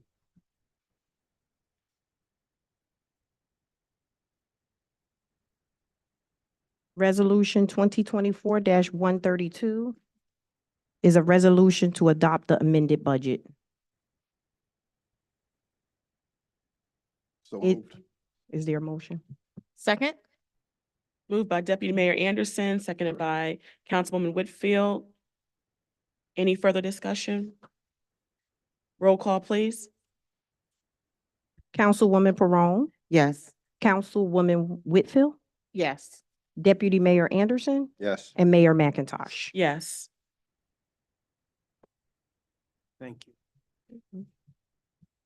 All right, is there any other items for unfinished business? Yes, just want to bring up the golf course. Mhm. We had asked the attorney to look into it. She did provide some communication back as to an offer. So I just want council to look at the email. We'll send it out. And let's decide on, how we want to direct the solicitor to move with the numbers being presented. Everybody got that for the golf course? There was an email that came out today. Or did it? Okay, good. All right. Any other items for unfinished business? Any items for new business? I have one. Yes. So a few years ago, during one of our cleanups, the trash cans that were along the roadsides were removed. And we were told some time ago that there would be some sort of replacement pan, but we haven't seen any movement on that. And I spoke to some residents yesterday about a major trash problem along I want to say Veterans Parkway. It's a bus stop there. People get off the bus, drop their trash. When they're waiting to pick someone up, they'll clean out their cars while they're waiting and drop the trash on the sidewalk. But I think that could be significantly cut down if we were to reinstall some street trash cans, especially at some of the bus stop locations. So I just wanted to pose that idea to council. I totally agree with that. Yeah, we're way past due. I know, yeah, they pulled them up when we changed over. About in 2020, they did pull them up. And yeah, there's nothing along the sidewalks, even on the routes when the kids are going to school. So we might have to look into that. And I don't know the best way to do that, considering, we were fearing that people were going to dump garbage and all their garbage into it, but I think we do need to Councilwoman Whitfield's point, really look at that. So my understanding, Mayor, is that was actually the problem, is that those trash cans became dumping grounds for household waste.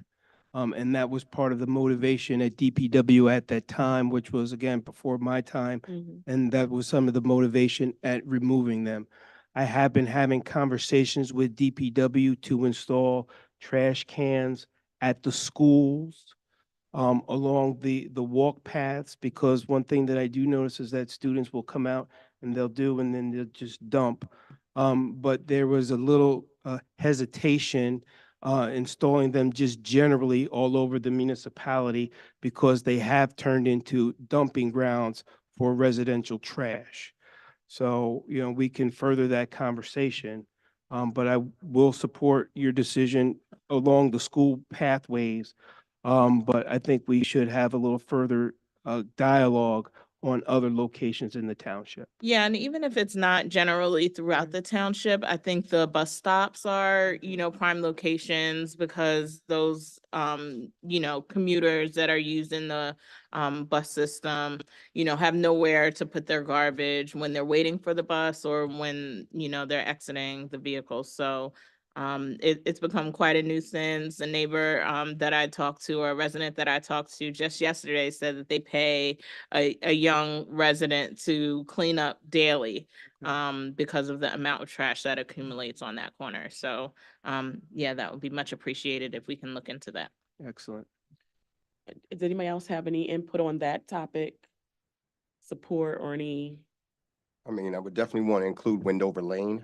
Okay. Because a lot of the high school kids, walk down that service road past the golf course. Because I know a number of cans were removed from there as well. Right. Any other council member? No? All right. I think that's a great point. Thank you. Thank you. Any other items for new business? All right, moving on to public comment. Public comment is now open. You have 4 minutes. This is public comment for anything, any issues or concerns that you would like to bring before the governing body. You have 4 minutes. Please state your name and address for the record. Public comment is now open.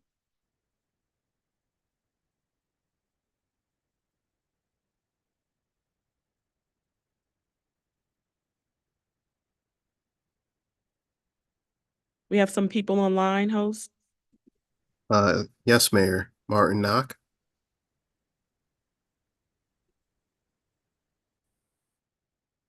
Good evening, everyone. Martin Knock, Windsor Lane. First, I want to say thank you to the township manager and all, for getting the tree cut at the corner of Beverly Rancocas and Windsor. It has made it much more visible to see the traffic coming up past Produce Junction every day, makes it more, and so forth. Number two, I want to say about the lights, it's great that we are moving towards those LED lights. It's also great to hear the PSE&G lady talk about smart concepts. I just want to make sure that we do not sign any contracts that give away ownership of the street light poles. They do not belong to PSE&G based on, as you guys, some of you know, my previous research and involvement. Because in the future, if we ever want to use those poles in front of our homes for communication devices or broadband for the township, we have to think forward that the contract that we have just to put the headlight on or the head does not give them ownership of those street poles. That's a critical piece, because when a township owns its own light poles, I'm not talking about the wooden poles, I'm talking about those poles that light up our streets. Because at some point we might want to put devices on them that brighten them up, lower them in certain sections and things like that, that we want that capability instead of having to go through PSE&G because there's a conflict or some misunderstanding about who owns those streetlights. Levitt did not give them to PSE&G when this town was being built. You can see that from any of the deeds, anything in the Burlington clerk's office, and so forth. But you know, there's always some dispute since they've been maintaining some of it. But we also have been paying for those lights. Question for Mr. Harris: any estimation on, once the lights are in, the what we would possibly save in terms of the light bill that we have, since the LEDs should be cutting the bill 30 or 40%. Did they give you any projections on that? Once they have completed, I think we got about 3,300 street lights here. And then in those places where there are multiple lights and so forth, even though those heads look the same, they do come with different lumens. And to put the brighter ones there and the wattage of the ones that are in our parks. But overall, I think it's a great idea. It is a really good idea. I'm glad to see we're at least moving forward to some degree with PSE&G. Thank you for listening. Thank you, Mr. Knapp.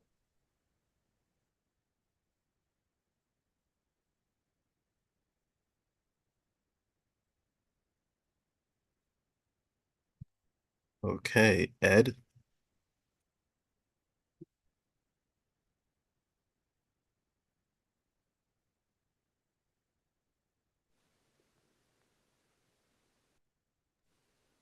Are you able to hear me? Yes, we can hear you. Okay. So my question is with regards to the tax assessments. So my understanding is the county's Sorry, if you could give us your name and address for the record, Oh, please. sure. Ed DeOliveira, 33 Express Lane.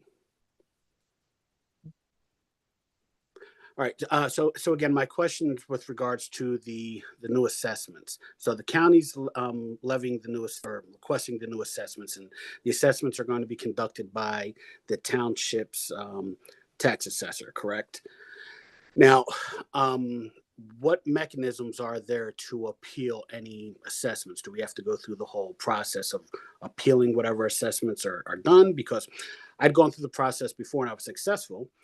However, some of the reasons that were provided for my increased assessment was, oh, well, you've got new siding, you've got a new kitchen. Well, the siding was from the 80s, as was the kitchen. So, it seems to me it's just kind of like a guesstimate, if you will, by people doing drive-by assessments, if you will.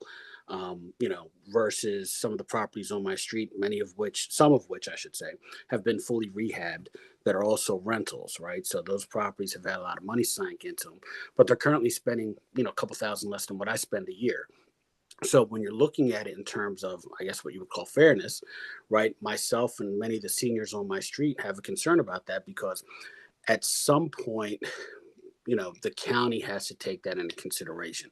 You look at similar homes in West Hampton, they're paying half of what we pay in property taxes in some instances. And I get it, we're landlocked. We've got, those other townships, they have more economic revenue generated through tax sales, things of that nature. But, I just think there has to be a more robust way and a more accurate way to provide these assessments, because my experience has been that they are not as accurate as they should be, and then again, what is the county doing to try and push new legislature if they can, because it's really not sustainable. I count at least 10 seniors on my street, some of which I've talked to recently, who aren't able to maintain the proposed tax increases that are coming, and that's only going to get worse. If you look at it every 3 years or so, I think the taxes go up about $300 a year. I mean, what happens 10 years, 15 years out from now? We're going to place folks in a position where they're not able to maintain their homes. Social Security for them is maybe $1,700 a month. If your property taxes are $2,500 a month, then what do you do? So I'd really be interested to see what conversations the township can have at the county level to see if we can spark some kind of debate about how that can be reined in a bit for future consideration. I know Troy Singleton was just touting a couple of years back how he was doing all this great work to reduce property taxes. Well, we want to around about $1,300 6 months ago. The school board says they're raising taxes again next year. Now the county's saying they're raising taxes again. Where are we going to be at in 5 years at this rate? That's all I have. Thank you. Thank you, Mr. DeOliveira. Sure.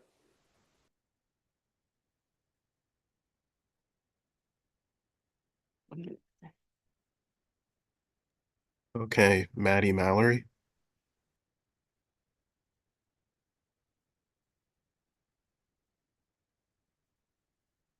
Good evening. Maddie Mallory, Hudson Place. And Mr. Harris was talking about cleaning out drains. And there is a drain ditch in back of my property that runs across Charleston, or should I say under Charleston Road. And about a month ago, I reported to Public Works that there are a lot of logs right at the entry of where the drain goes under Charleston Road. And I'm not sure that anyone has come out to check that. And my neighbor that lives at 3, it's mainly in back of his property, but it appears that the last time that we had a power outage and PSE&G came out and had to cut some trees, parts of the trees back, the heavy rains have pushed all of those logs down to the mouth of the drain. So, we are concerned that if it continues, if the logs stay there and we continue to have the type of rain that we've had, that we're going to have a real problem because the water won't have any place to go. So I would appreciate if someone would give me an answer as to whether or not this has been reported, and if someone could come out and take a look at that situation. The other thing is, this may have been discussed and I could have missed it, but because Veterans Parkway is a county road, I'm curious to find out who's paying for the paving of the Veterans Parkway. Is it being paid for by the township, or is the county paying for the repavement of Veterans Parkway? And the other thing is that at 1:30, the sign still says Levitt Parkway. 1:30 and Veterans, it does not say Veterans Parkway, it says Levitt Parkway. So just wanted to bring that to your attention. And those are my comments for this evening. Thank you. Get her address. All right. Thank you, Ms. Mallory.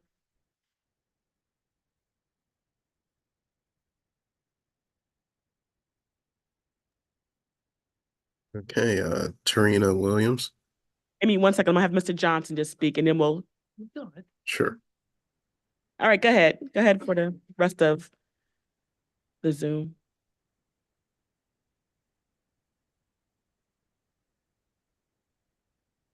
Host, you out.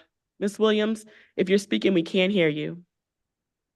Good evening, Mayor McIntosh, Deputy Mayor Anderson, Councilman Whitfield, Councilman Perone, Miss Latoya McBride as the Deputy Clerk, and our new Township Clerk, Mr. Falk. We're both Keene alumni. My name is Tarina Williams of 8 Botany Circle. I first want to say special thanks to Mayor McIntosh for acknowledging World Lupus Day and informing our community of Lupus Awareness Month. It means a lot to me. I second want to say special thanks to the police department for the thorough report that they did this evening. I admire and appreciate the police department for the great work they do for our community and the community outreach. Just about every time I look at a newsletter or I'm online, I see different activities that you guys manage to get involved in, the mentoring program, and the list goes on and on. I really appreciate all the great work that you do. I want to say as special thanks to PSENG for the hard work that they've been doing in our community. For Willingboro Connect, and it's an awesome app. Whenever I find out someone has moved into the community, I promptly tell them, make sure that you download the app on your phone. So special thanks to Miss Jackson, as well as the other members of the communication department for this app, Willingboro Weekly, and I always keep up to date with our Facebook page as well. Congrats to Parks and Recreation Department for the grant that you got for the pickle ball table at Armilla Creek Park. I'm just in awe of all the great works that various departments do for our community as we work collectively as a body to do great things for our community. Thank you to Mr. Harris for our monthly report and all the hard work that you do as well. Last but not least, a special thanks to all the mothers. Of course, I have my own, but I also want to wish everyone who are mothers, grandmothers, aunts, and so forth, or even mentors to different our youth and children of our community. May you have a happy Mother's Day, and may God richly bless you. Thank you. Thank you, Ms. Williams. Thank you, Mayor McIntosh. God bless.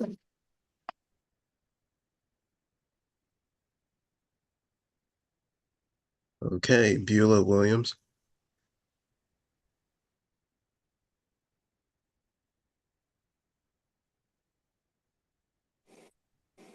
Good evening, Mayor McIntosh, Deputy Mayor Anderson, Councilwoman Whitfield, Councilwoman Perron, and Office Manager, not Office Manager, Township Manager, Mr. Harris. And congratulations to the new clerk, welcome. And our acting clerk, thanks for the great work. Mr. Harris always has such a comprehensive report. We appreciate you. I also want to let the police department know how much we appreciate them. The workshop that we had, they participated. Detective Richard Coop was one of the speakers. He was articulate and helpful and informative, and we really appreciate him. Also, Officer Landrum and Officer Jackson, we appreciate them as well. They were there. I can't say enough about how much we appreciate the police department. To me, our Willingboro Police Department is second to none. So kudos to them. Also, the Burlington Health Department, I appreciate them participating in the workshop as well. Unfortunately, it coincided or conflicted with the township, the Willingboro Township cleanup, and it was on our Sabbath as well. But we appreciate all the participants who served so valiantly to help make, Willingboro a better place for us to live. Thank you so much. This Saturday, we're celebrating Mother's Day, really, Mother's Day, celebrating Mother's Day on Saturday. And I want to personally invite the mothers, especially mothers who probably their children are far away or, they will be alone. Come on out and enjoy a free meal, just be celebrated. So please, this is Saturday for service and luncheon. If you don't feel like having the service, come to lunch anyway. Service begins at 9:30, and usually the service is over by, say, 12:30, 12:45, and then there's lunch right after. So please feel welcome because we welcome you. Let's see. Couple meetings ago, I mentioned, or maybe more, I mentioned the potholes, and they were filled. So thank you. Thank you for being so responsive. The one in Bayberry on the corner of, I think, Barrington Lane, I think it needs to be redone, but I appreciate, your prompt responsiveness. It shows that when the residents speak, Mr. Harris and everybody else, the council, you're listening and you're responsive to us, and we appreciate it. I think we have a wonderful council. All of you are wonderful, and I appreciate you. And happy Mother's Day to all of you. Some mothers are not biological mothers, but they're just as valuable Time is up, Ms. as Williams. the mother. So thank you, and come to lunch or come to the service. We welcome you. God bless you. I'm sorry for overgoing. Sorry. Great. Happy Mother's Day to you. Thank you. Hey, Brown.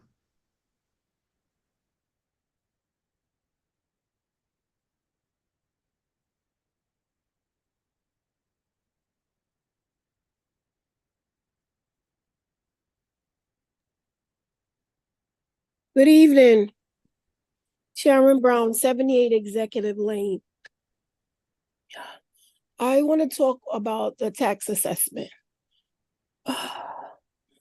Moving forward, we need to come up with a way to reorganize things because I'm seeing the tax going up at least $10,000 for the future or more.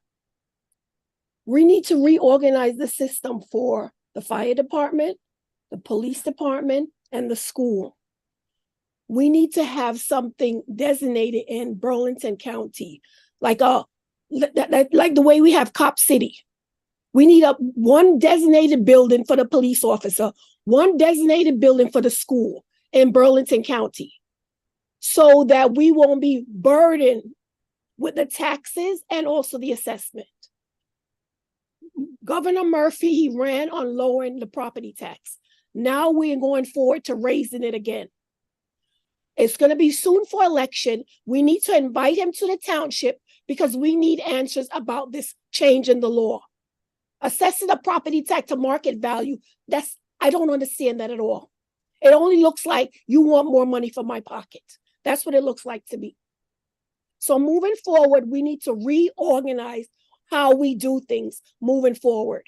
Because sooner or later, we're not going to be able to live in this township, the people that looks like me. That's what it's looking forward as the future. So we need to reconsider a lot of stuff that we're doing. There's other ways of reorganizing things so we don't have to be burdened with increase, because increase is important, salary is important, all of that is important, but you can't burden the resident constantly about this. So I want, moving forward, Governor Murphy come here because he need us to vote for him. Come here and talk to us on what he's going to do. New law for property assessment, not property value. My house I bought, it was renovated. The whole thing was renovated. So you coming in my house telling me this and that when it was already done when I bought it. So I'm very concerned how are we going to moving forward and assessing this. Thank you very much. Thank you, Ms. Brown. And happy Mother's Day.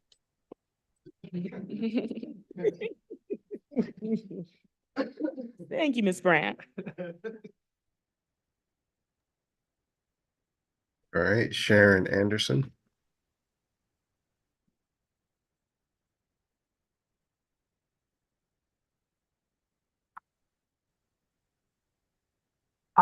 Hello, this is Sharon. Can you hear me? We can hear you, Ms. Anderson. Thank you.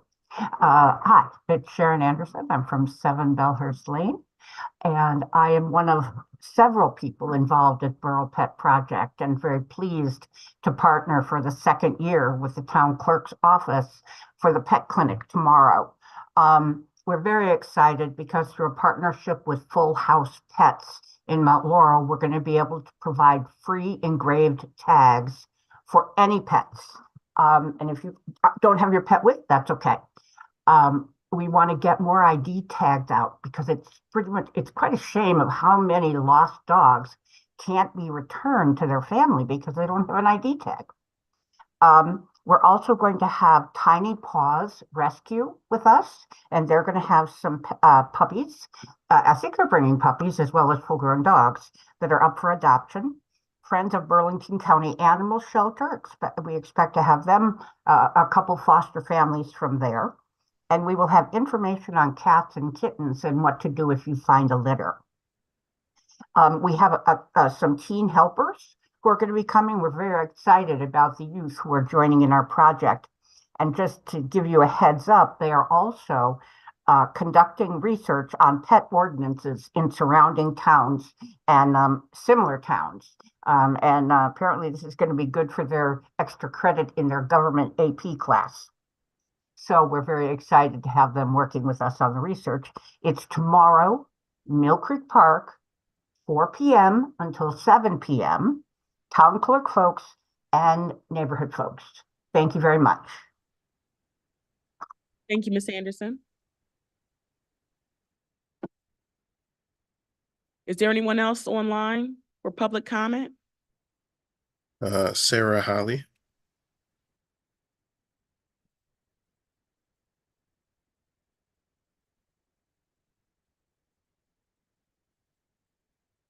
Good evening, Council. Good evening. Sarah Holly, 9 Tioga Lane, Willingboro. I'm so glad that I could make it tonight. But I'm here and well, so thank you for asking. I want to take the opportunity to welcome the new township manager to the community, and I hope you will do a great job in Willingboro and spend your time making sure that all of the residents of Willingboro are treated fairly and equal, especially for the Oprah requests. Make sure you're lawful and you abide by all the laws and not deny some simply because they are not associated with others. So welcome to the borough, as we love to say. And I'll be on a lot, but that's all I have to say tonight. Oh, and I want to brag since I'm on. We always talking about Willingboro residents. I want to brag about my two lovely angels born and raised in Willingboro Township. Willingboro Public Schools is the only education that they have known, except for college. My son tonight, which is why I'm late, just received his doctorate from Seton University. Okay. And I'm sure by now you know that my daughter was recently appointed superintendent of BCIT/Special Services School District. Councilwoman Perone, I just want to tell you personally that your daughter was magnificent. The pictures that were posted on Facebook, she is absolutely beautiful. And with that, ladies and gentlemen, have a great night. How you doing, Mr. Harris? How are you, Miss Holly? It's a pleasure to hear from you this evening. I know you missed me, didn't you? All right, good night. Thank you, Miss Holly. Happy Mother's Day.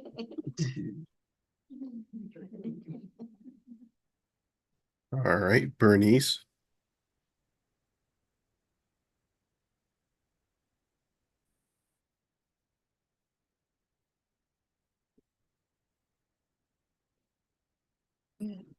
Thank you, Mayor and Council.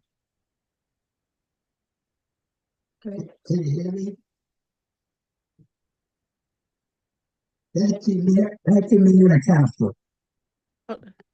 Miss Bernice, we can't hear you. We can hear you a little bit. Thank you, Mayor and Council. Can you hear me now? Yes, we can hear you perfectly now. Okay, I'm Charles Johnson, 45 Thornhill Lane. In the past, Nate Anderson has helped us with a problem years ago. Very thankful. Have three concerns. One is street cleaning on occasion. That's one. The next one is the use of there used to be 2 leaf pickups in the fall. Now it's only 1. And the third one, we live in a horseshoe, a lot of speeding. We're thinking about, if we can, possibly getting 1 or 2 speed bumps, which would be very, very helpful.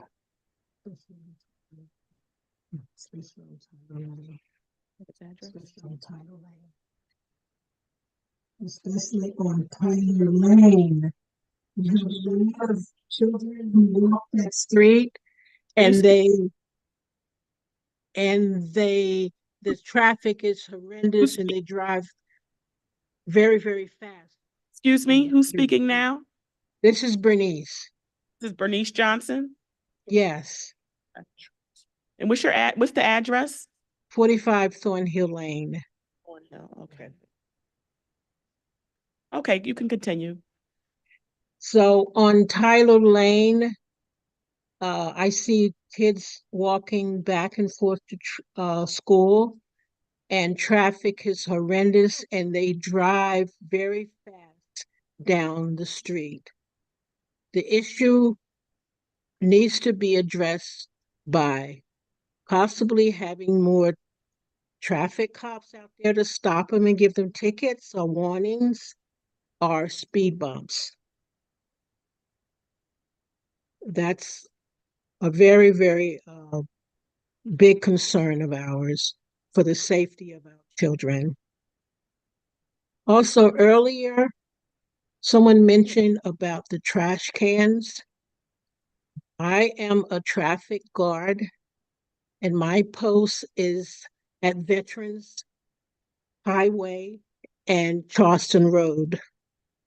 So we know that there is a lot of traffic. People don't pay attention and they turn when we're crossing streets. Children crossing the streets, they turn on us all the time. And when they say that we could get their tag numbers and report them, well, just how fast can we do that at the same time as crossing the kids? I think they probably need some type of a camera there. There is a lot of traffic that come through there that turn when they're not supposed to turn. And one time well, more than one time I was crossing the kids and cars turned right behind the kids and or in front of the kids. That's a real serious concern of ours. Earlier, someone spoke about trash cans. Now, we definitely need a trash can on that corner because people come, there's trash, bottles, everything in that field right on that corner. So please consider that as well. That's all I have to say. Thank you. And Mayor, happy Mother's Day. Thank you. Thank you, Mr. and Mrs. Johnson. Thank you.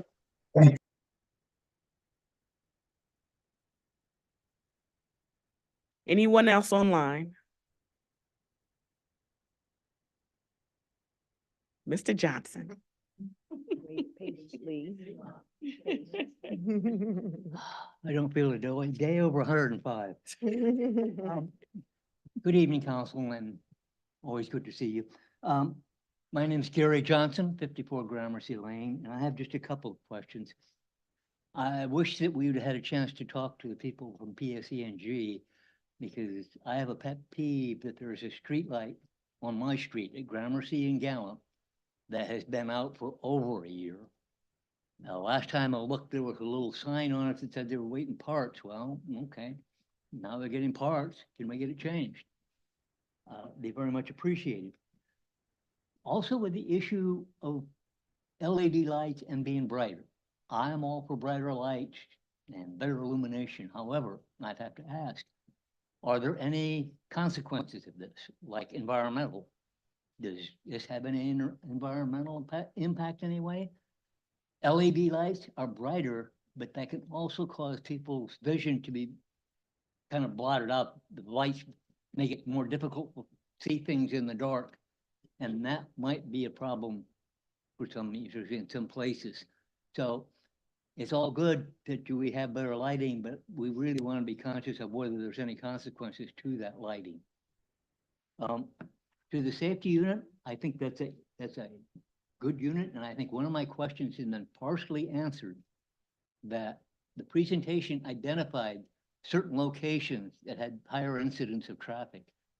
And identifying those is good, but another thing is to look at the data and say, well, you know, do we have a cause here that could be mitigated? And you mentioned part of it, of looking through the data and do that. But I think we ought to be very careful about not ignoring that aspect of it, because if we can do something to mitigate it and improve it that way, that's almost better than taking up an officer's time. With regard to the officer's time, I can understand that this might not require an increase in officers. However, I do have a concern that in a number of instances of police stops, a backup unit is dispatched, and that's going to take another unit. So does that in any way affect the manpower situation? Another thing is, and I may be way off base here because I'm not saying this from personal observation, but when the work on Veterans Parkway began, I decided I wanted no part of facing it. So I rearranged my route to go from Kennedy over to Charleston all the way down to where I work. But the other day, I took Veterans Parkway anyhow, and I thought I saw a change in the lighting at Charleston Road and Veterans Parkway. That it looked like the green arrow was no longer there. It just was a green. And one of my colleagues at work this morning said something about maybe there was an accident there this morning, or because he's faced situations where the green lights have been on that would indicate maybe a turn was permissible, but traffic was authorized to go anyway, in either direction, which is certainly not a very good situation. And he also said that he had observed instances where traffic has been backed up from Charleston Road all the way back to the bridge because someone was sitting at the light, looking at a green light that would allow him to turn, but because it wasn't his green light he was familiar with, he was afraid to turn. So my reason for bringing this up is, if in this case there is some element to it, I was unaware of any notification of changes in the lighting at Charleston Road. So if changes were made, they really should have been advertised better so that people and residents were prepared for it and better looking for it. I think it's just in the better interest in traffic in Willingboro to make residents as aware as possible to changes so that they can be looking out for them. And if that statement is true, we kind of slipped the ball a little bit. So Thank you, Mr. and happy Mother's Day and have a good evening.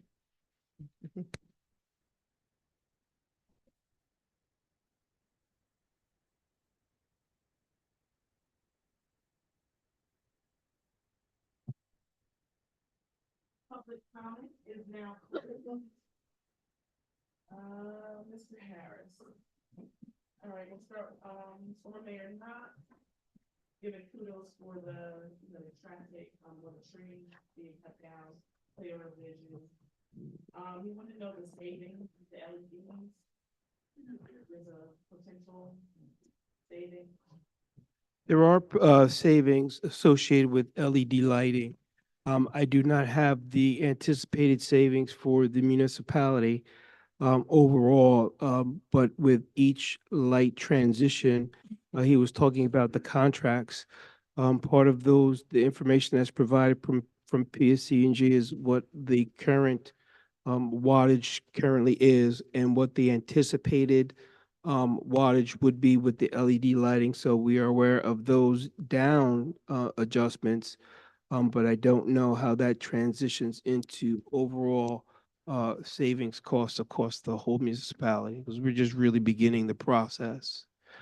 As far as the giving away of the poles, there are no transition of lighting poles or any of that. It's just their agreements to transition the lighting on those poles and the associated anticipated usage of electricity associated.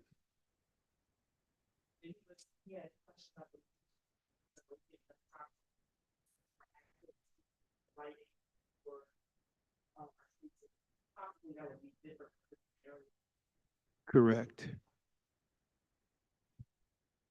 Now, I would ask if they have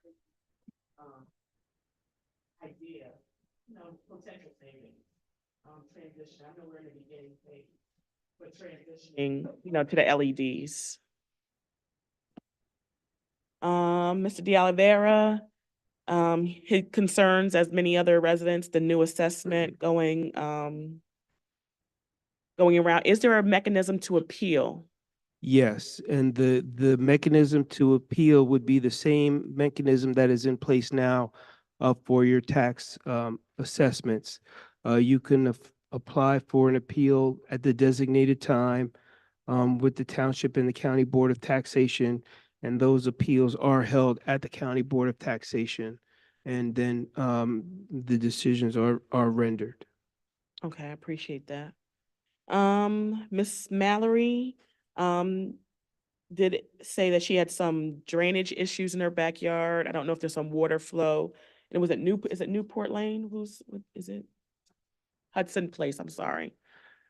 Yeah, I'm not aware of any reports for Hudson Place made with DPW, but I will follow up with that.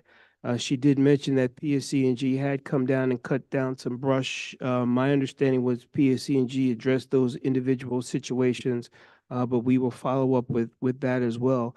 One of the issues that we've noticed, the people or property owners that are along and they have the culverts behind their homes, is that they need to understand that those culverts technically are municipal property. Okay. However, what they are doing is they're dumping their grass clippings and their yard clippings and their brushes and all of that into those culverts.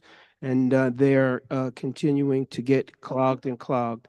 We're developing plans with DPW to get them cleaned out, but we ask persons to stop dumping their glass clippings and brush into those culverts, and that will help alleviate problems through the whole system. Are there messages going out to direct houses that we know their backyard? Not at this time, but there will be, yes. All right, and then, yeah, can we just check out, Miss Mallory's? Just make sure there's no logs, lodged. Yes. Also Veterans Parkway, are we waiting a signage from the county, from Route 130? Yeah, Route 130 is a state road, so we're waiting for the state to change that sign. We'll follow up with them because it's been a bit of time now. Okay. All right. The Williams, they did indicate that they will have a Mother's Day event at the Seventh-day Adventist, 12:30 lunch.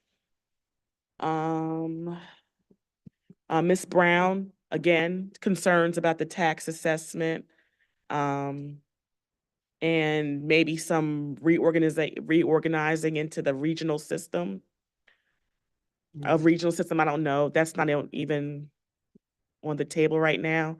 But I would recommend also with the tax assessment that we do reach out to Senator Singleton's office for the state. Because I did talk to the county and they did indicate that, it's really their tax assessment building is separate from them. Or their tax assessment method is separate from, their purview. And that is really coming from the state. So I would recommend, I'm going to speak to Senator Singleton. But if any residents have any questions, I would reach out to Senator Singleton also. Ms. Holly, kudos to Dr. Darvis. Holly, she had a pretty eventful couple of weeks for Ashanti and Darvis, both doctors. So yeah, congratulations to both. Congratulations to Darvis and congratulations to Ashanti for her promotion. I think that's great. And yes, as she indicated, Willingboro educated children. Grew up in Willingboro, so I think they do make Willingboro proud. So I think that is a great kudos to them. The Johnsons, Charles and Bernice Johnson, some speeding issues on Tyler Drive, and I've seen that too. So I think we do want to assess some speed calming measures on Tyler Drive. Some also concerns the leaf pickup. I believe we went through there twice, Twin Hills. All right, and street cleaner, that I guess there's some debris on Thornhill. Also, Miss Bernice had some issues with she's a crossing guard, I guess public safety's crossing guard, having some issues with people turning rapidly while she's on duty and was told to get license plate, but that's a little hard in the middle. Okay, take care of that. Okay. Mr. Johnson. Mr. Johnson had some issues or concerns about the environmental impact and the visual impact of the LEDs. I don't think there's any environmental impact with LED lighting. I don't know if you've had the opportunity to go out into our parking lot after dark, but the lighting is just tenfold of what it was, but there's no glare or, visual impact on at least my vision. The lights aren't directed into lanes of traffic. They're just kind of glooming down into the street. And they're a little more directed, whereas now you have kind of like the globes, the bulby, and they just kind of spread light. These are kind of more focused, that the light is kind of and They're what? so these are the problems I have every day in my office. Kind of more straight down and direct. Okay. How you spell Straight that, down and Harris? directed, okay? So, yeah, so that's all I have to say for this evening. Thank you very much. Wait.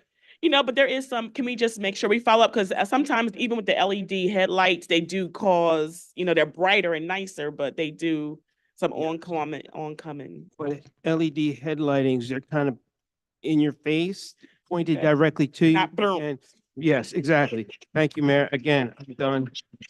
Happy Mother's Day. See you in 2 weeks.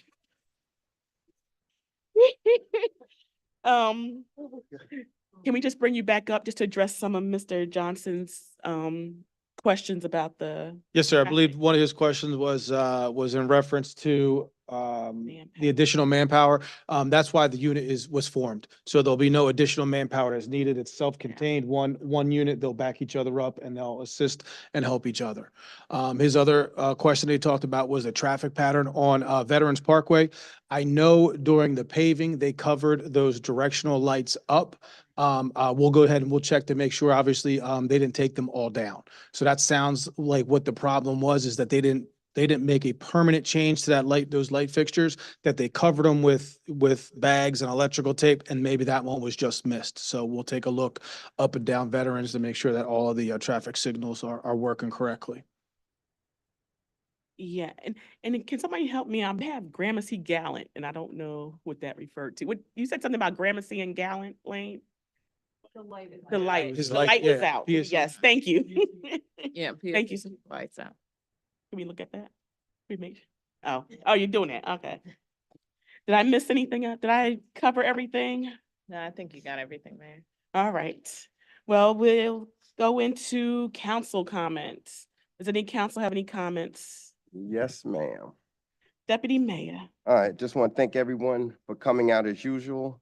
The Clean Communities Project was a great success as identified. Want to thank Kevin and his team, the partnerships that we formed. It was just great. Keep up the good work. The Phenomenal Woman program was great, very well attended. We had the opportunity to honor our very own. One of the honorees was Officer Jackson. Unfortunately, she couldn't be there. Our prayers are with her, but the way the police force showed up for her, it was awesome. The way the guys showed up to show their support. So she's in our prayers for a speedy recovery.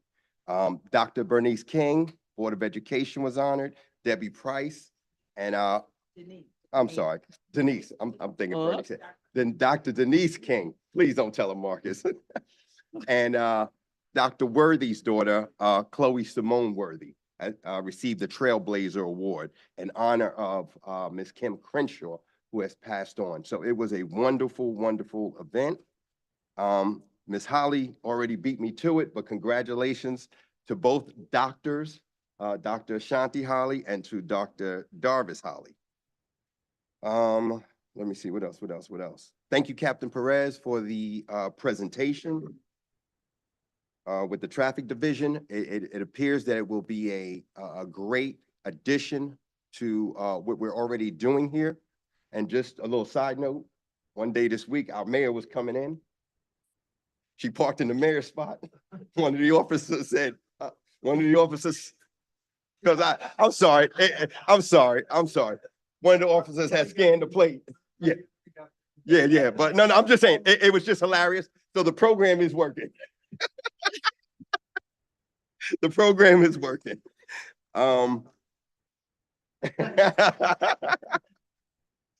Thank you.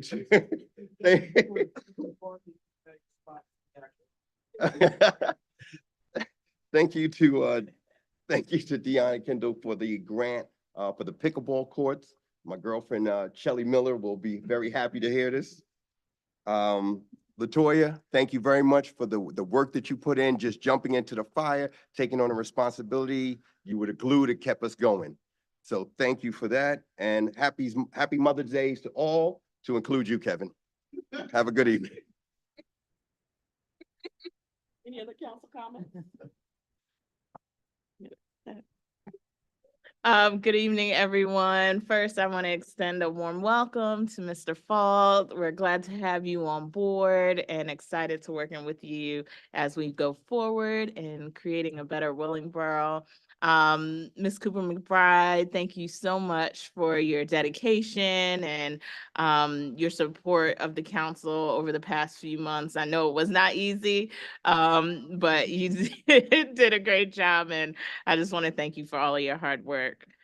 Also, I want to acknowledge and give a big thanks to Mr. Harris and Ms. Diggs and all of the departments for all of their hard work on another successful budget season. For the second year in a row, we've been able to decrease taxes.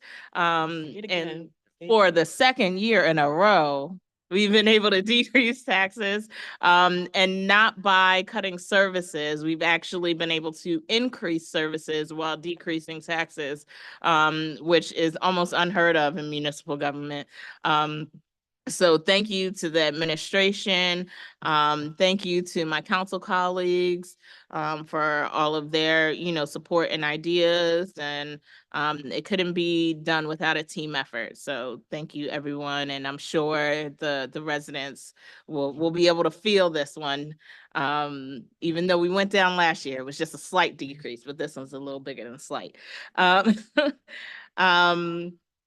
I'm looking forward to seeing all the dog parents tomorrow at the dog clinic tomorrow at Mill Creek Park from 4 to 7. It's going to be a great event. So I'm looking forward, and I hope we make some new dog parents or animal parents while we're there with all of the fosters and adoptable animals that'll be there. Also, I want to see everybody out on Friday to hear the Citron and Inca Band. They are a fantastic group. They perform at the Jazz Festival all the time. Incredible music, and that'll be at the amphitheater outside of the library on Friday at 7 p.m. The first of our summer series, so it's nice with the warmer weather to get out and fellowship together. And lastly, but certainly not leastly, I want to take a moment to wish all of the mothers a happy Mother's Day. It is your love and dedication and support that helps keep our community strong. So thank you to all the mothers out there for all that you do. And that's all I have, Mayor. Thank you. I'd just like to echo my past colleagues that just spoke before, to congratulatories to all of the honorees, and of course to my neighbors, Doris Holly and Ashanti Holly. Congratulations on your accomplishments. I also want to extend a sincere appreciation to Ms. Latoya for stepping in. She was a wonderful clerk. And I want to also welcome Mr. Everett. I'm looking forward to working with you. I'm sure you're going to do an amazing job.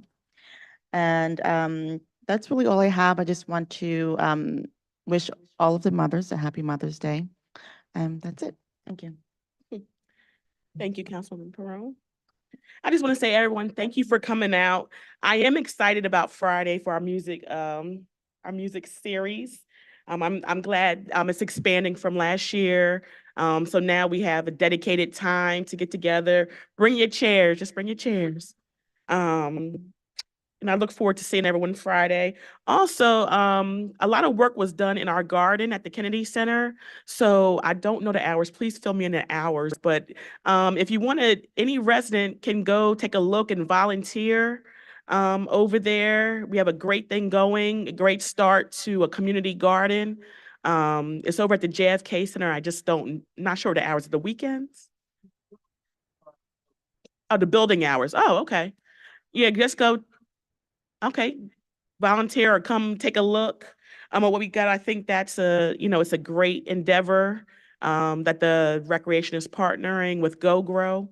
Also, I'd also want to just say happy Mother's Day to everyone, the aunties, the stepmothers, the mothers that didn't. Yeah, a lot of mothers out here. Let the women stepping up and taking care of our future. So just want to say happy Mother's Day.